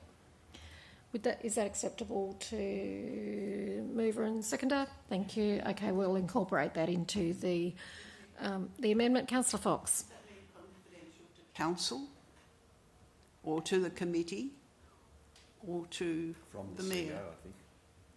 Or from from everyone really, except for the person who receives them. One person has to receive them, and it's the Mayor who receives them, and then they're anonymised after that, because obviously as part of the report, then that information is used, but it's not specifically referred to that councillor. Yeah. Do we need to say mayor, or do we just leave it as is? To be kept confidential. I think, is that fine as it is? Yep. Okay. All right. Any further discussions? No. Thank you very much. Councillor Gladwright, did you want to sum up? No. Okay. I'll put the recommendation moved by Councillor Gladwright and seconded by Councillor Cordover. All those in favour? Aye. Against? Motion is carried unanimously. We will retrieve the CEO so that he can come back. We are on page 129, item 15.3, Parks, Recreation and Natural Areas Bylaw number 3 of 2021, application for a permit, with a recommendation on page 132. Looking for a mover and a seconder. Moved Councillor Dean, seconded Councillor Cordover. Councillor Dean. Thank you, Mayor. The purpose of this report is to consider a request for an extension of a permit to continue operating from a small business owner who is currently operating a mobile sauna down in Taroona by the Taroona beach. Just to be clear, a permit has been required because it's a business and it's operating on public land. So 12 months ago we gave the approval for a trial to last 12 months. And so what we're considering here is an extension of that trial to 3 years. There are a few minor amendments to hours so that the owner can operate during dark mofo. They're all very sensible. And so I'm really happy to support this. Just a comment, I know last time when this came before us, there were some issues raised by residents in relation to the smoke and the impact on the nearby playground and also on the impact on parking, but I have not had a single person reach out to me, and every time I'm walking along that stretch of the beach, it's busy, it's popular, and there's been lots and lots of positive feedback from the community about this. So I think the trial was a sensible idea to go 12 months. And I think the report is written well, and I'm glad that we've been able to accommodate the request for the slight adjustment to the hours from the applicant. So all in all, happy to support this and see it continue on for the next 3 years. Thank you. Thank you, Councillor Dean. Further contributions? Councillor Antoli. Thank you, Mayor. Likewise, happy to support this. I personally hate saunas, hate the whole concept of being stuck with strange people in a box in steam, but that's because I'm weak and feeble. But I love the idea. I have lost count the number of my friends, who are pretty much all couples, go together. I think it's a beautiful bonding experience, going from the hot and then dipping in the water. I note that there's one down at the Salty Dog, which is very popular. I mean, this is a great thing, and so I'm happy to support it. I'm grateful that Council's given the operator an extension for 3 years. It's very in right now, Australia-wide. I have 2 friends on the mainland that manufacture saunas for residential use. They will never get business out of me, but good on them. So, yeah, happy to support it. And it's the scientific evidence for it is pretty strong.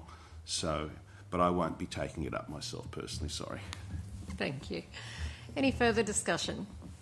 No, I'll ask Councillor Dean if he wants to sum up. Okay, the recommendation moved by Councillor Dean, seconded by Councillor Cordover. All those in favour? Against? Motion is carried unanimously. Takes us to page 134, hall fees, with a recommendation on page 136. Looking for a mover and a seconder, please. Moved, Councillor Cordover, seconded. Councillor Gladwright, you twitched, you're getting it. Okay, Councillor Cordover. Oh, sorry, Councillor Fox, I didn't see you. Thank you, Mayor. Really important one. So there was a situation that arose where there was we have hall committees, and some of the hall committees were charging slightly different prices, and so there was concern that the hall fees were not similar to those charged elsewhere in other municipalities.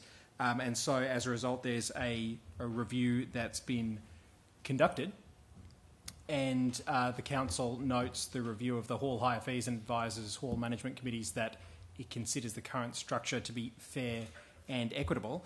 I wanted to move this in order to make the point that we are deeply grateful and owe the hall committees an enormous debt of gratitude for their work and their service to the community. As it reflects in the report, it is the costs to the council of maintaining these halls, and the quantum I forget, but it's something around $76,000 per year or something like that.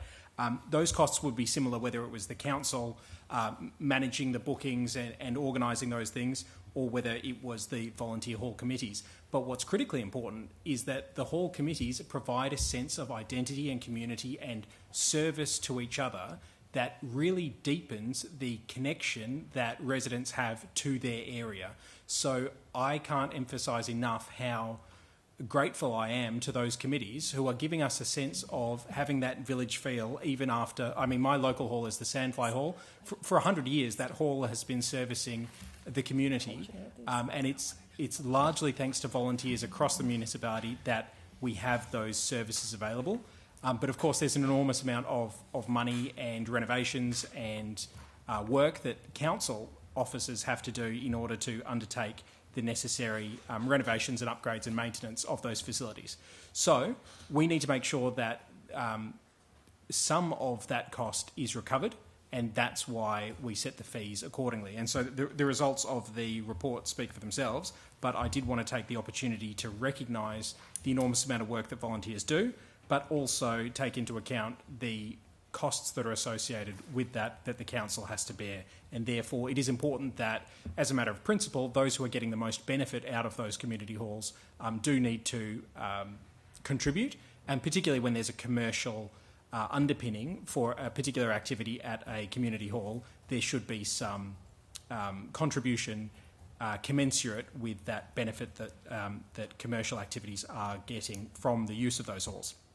I look forward to the discussion, and I thank the council officers for their great work on this. Thank you. Further discussion. Councillor Dean. Thank you.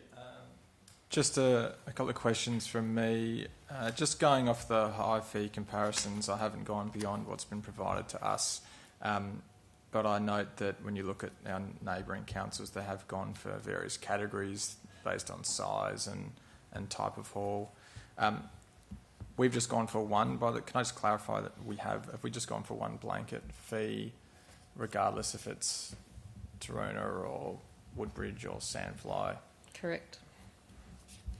That's right. You want to hear it from Mr. Smee? I want to, and the follow-up will then be... He doesn't believe me. Mr. Smee. With the exception of the hub, which obviously has different fees, yes, we have a blanket fee structure across all of our halls. Heard it from me first, but keep going. Councillor Dean.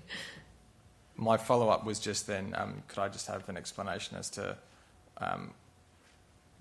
was there thought to following other councils in applying differential rates based on the size or amenity of a hall in terms of the facilities that it has, or an explanation, basically? Thank you. Mr. Smee. Yeah, look, we've considered it, and there's not a huge difference between all of our halls.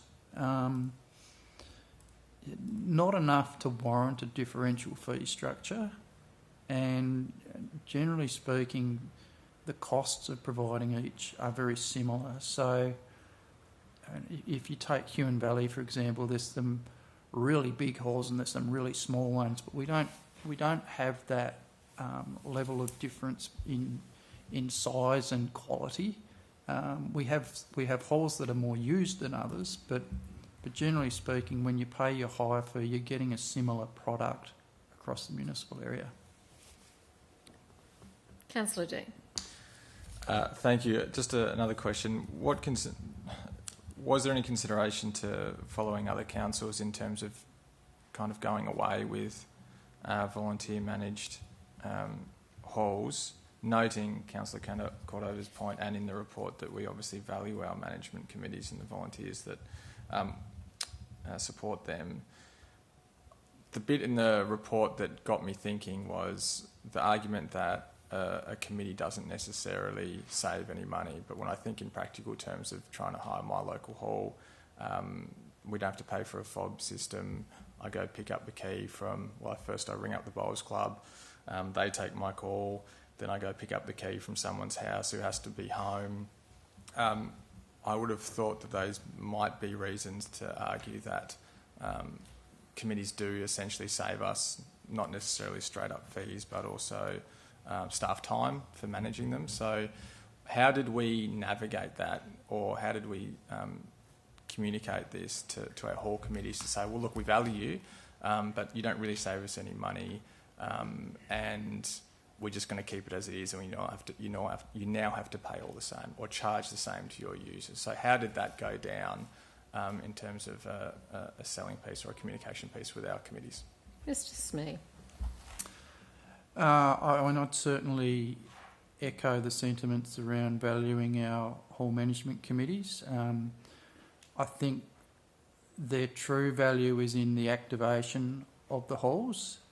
I think without hall management committees, we would have considerably less use. And the reality is, in relation to costs, that there are high fixed costs associated with the provision of halls.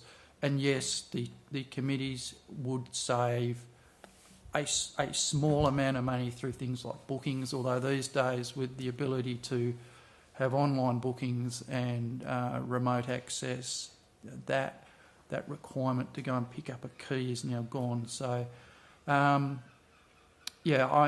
certainly every opportunity I get when I meet with our hall management committees, I do reiterate the fact that council values them highly, appreciates the work they do for the community, but their true value really is in being connected with the community, providing a facility that the community can engage with, that can be a focal point for the community, and in activating use of the hall.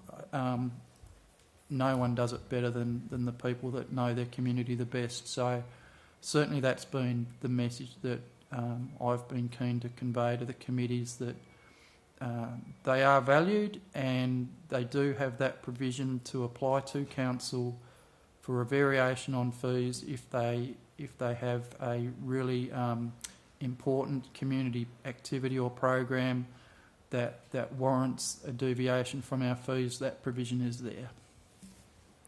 Councillor Dean.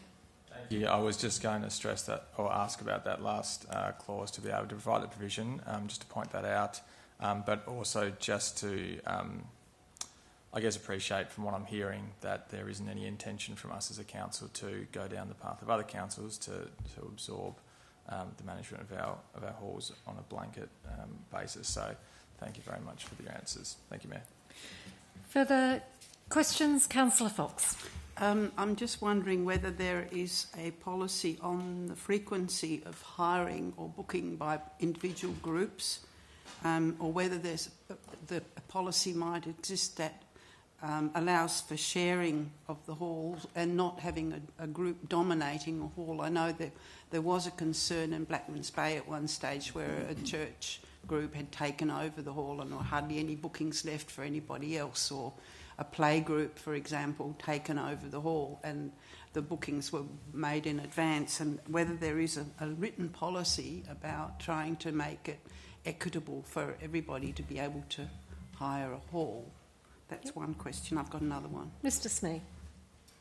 No, we don't have a policy on the level of hiring, in saying that I can't think of any examples where there is one hirer who is dominating the hiring of any particular hall. We have some historical hirers who have been hiring our halls for over 20 years, but that would only be 2 nights a week. There's the only hirer that we have that has is dominating the hire, should I say, is at the Longley Hall, which has a very low level of community use, community hiring. So, that would be the only example where that occurs, and it's currently not putting anyone else out in terms of their ability to hire it. Councillor Fox. I mean, 3.5 decades ago, I used to be a basket making teacher, and I probably frequented all the halls around Kingborough. But the worst one was down at Middleton, where I had to drive for 45 minutes to Dover to collect the key to go to Middleton to teach. Jeez. And then return it to the person in Dover. And I guess it's important for council to have the key accessible and close to the hall rather than having to drive across the country to get it. Mr. Smee. I would agree with that sentiment, and the majority of our hall booking agents live very close to our halls. Ooh, hall booking agents, that makes them sound very official, doesn't it? Excellent. Any further discussion? The Deputy Mayor.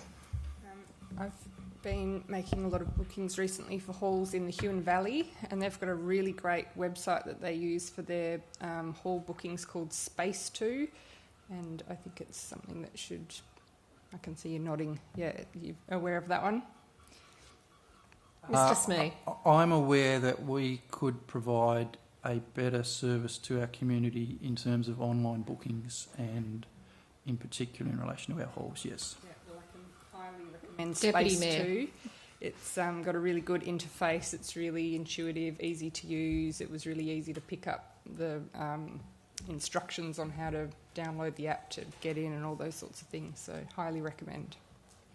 Thank you. Any further discussion? Councillor Fox. I used to drive to Gordon, not to Dover. Still a good drive. From Middleton to Gordon was Yep. a fair distance and back. Yeah. Thank you. Any further discussion? Councillor Cordova, sum up? I'd like to sum up and to thank everybody for their contributions, and especially the staff and the volunteers, as I mentioned in my contribution. It will be a point of sensitivity for those people who want to make sure that service provision at the halls remains and that it feels fair and equitable, and that it feels accessible, because we don't want to be putting up unnecessary barriers to the community in order to access these great community pieces of community infrastructure. And I have a mea culpa as well to clear up when I misspoke. That I'm going to quote now directly from 5.1, that in the 2024-25 financial year, Council spent $794,000 on the provision of our 15 community halls, and we received $75,500 in income, noting that hall management committees retain higher fees to cover operational expenses. So those are the actual figures, and I misspoke before, and I apologise for that.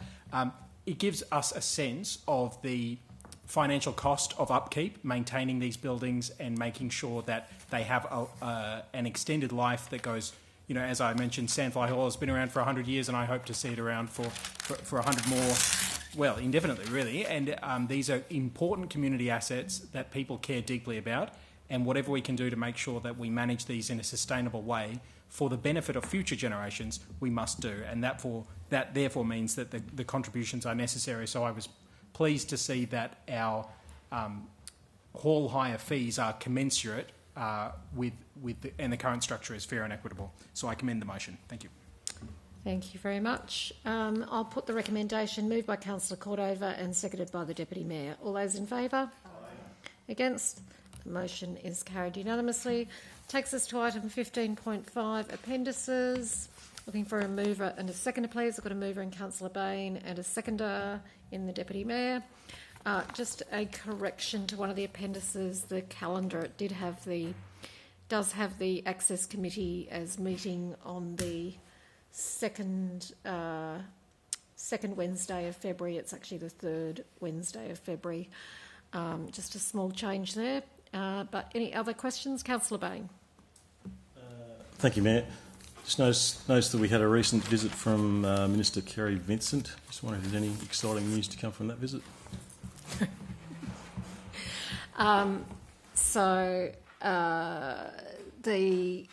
CEO and myself met with Minister Kerry Vincent at our request, and also we took with us representatives of the Friends of Longley Area Group and the other group whose name has now left my head. Sorry. Leslie Vale Community Association. Yep. To talk about the intersection of Leslie Road and the Huon Highway, because that's been of concern to the local residents for some time. And so the representatives of those clubs had the opportunity to put their concerns directly to the Minister, who did say that he would go and have a look at the intersection. He's very hands-on, Minister Vincent, and he said he'd once gone and sat down at the Sandfly intersection and watched how it worked for 45 minutes. So he likes the opportunity to see things, and we did point out some of the issues in relation to speeding through there, the issues with the trucks coming from the quarry, which have been increasing, as well as concerns about the drop-off by the school buses for children who then have to cross the road. So it was a case well put by the representatives of the two organisations, and we've left that with Minister Vincent to consider. And then while we were there, we took the opportunity to also discuss a couple of other infrastructure issues in the area, trying to get an idea of when the duplication of the Algona Road intersection would be carried out. And that's, I haven't got my notes in front of me, but I believe the Minister indicated it was still a couple of years away. The CEO will find that. We also did raise, you may recall, at the last, pretty sure it must have been our last council meeting, that there was a local resident who asked a question about queuing for the Bruny Island ferry. So I took the opportunity to directly approach that with the Minister, and I'm following that up with a letter, because I understand even though there were some workers that were employed by the Department of State Growth to try and manage the traffic flow and the queuing better over the lead up to the Australia Day long weekend, it still resulted in massive delays, particularly for people who were not trying to queue for the ferry, but were caught up in it and couldn't overtake. And it's a very dangerous situation. So the Minister did, we suggested a number of things that needed to be looked at, and he's undertaken to do that as well. I think that was about it. Do we have a date on Algona Road? CEO. Yeah, thank you.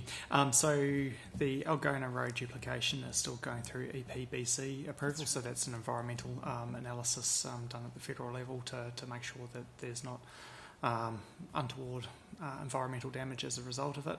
So that creates a bit of an unknown in the process, but it's expected to be tendered late this year for works. Anything further? Councillor Cordova. Thank you, Mayor.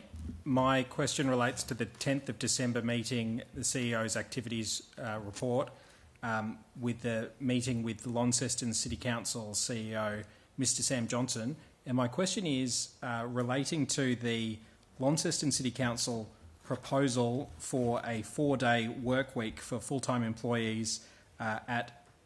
Employees would continue to receive 100% of their current pay. In 1926, the Ford Motor Company introduced the 5-day work week, and then in 1948, Australia introduced or formalised the 5-day work week, and we're now in 2026. And so I certainly applaud the Launceston City Council for taking that evidence-based approach to modernise their work week, particularly with the advent of new technology, which enhances people's ability to engage with work. My question is, was that proposal raised at that meeting, and is that something that we are learning from the City of Launceston, and is there a plan to implement a 4-day work week in Kingborough? The CEO. Thanks for the question. It was discussed during that meeting. What I would say is, I think taking isolated pieces within a EA out of context and only looking at one element can be problematic. It's part of an overall package that's being proposed as part of the bargaining that Launceston is undertaking. In terms of the detail, I can't say that I'm in that detail, and that's something for Launceston to consider. I guess as it relates to here, it's not something that has been the subject of any planning or consideration to this point, but we always watch with interest what other councils and organisations do to see what we can learn. Any further questions? If not, I will put the motion moved by Councillor Bain, seconded by Councillor Gladright. All those in favour? Aye. Against? Motion is carried. Takes us to... I haven't turned my page, bear with me. Notices of motion. There are no notices of motion. And now we're on page 139, confirmation of items to be dealt with in closed session. In accordance with Regulation 17 of the Local Government Meeting Procedures Regulations 2025, Council by absolute majority moves into closed session to consider the following items: confirmation of minutes and applications for leave of absence. Looking for a mover and a second. I've got a mover in Councillor Fox and a seconder in the Deputy Mayor. All those in favour? Against? Motion is carried. So thank you very much to everyone who has been with us this evening, both in person and also those watching along at home on the live stream. In accordance with council meetings and councillor workshops, audio recording guidelines policy, recording of the open session of the meeting will now cease. So open session adjourned at 7:45 p.m. Good evening.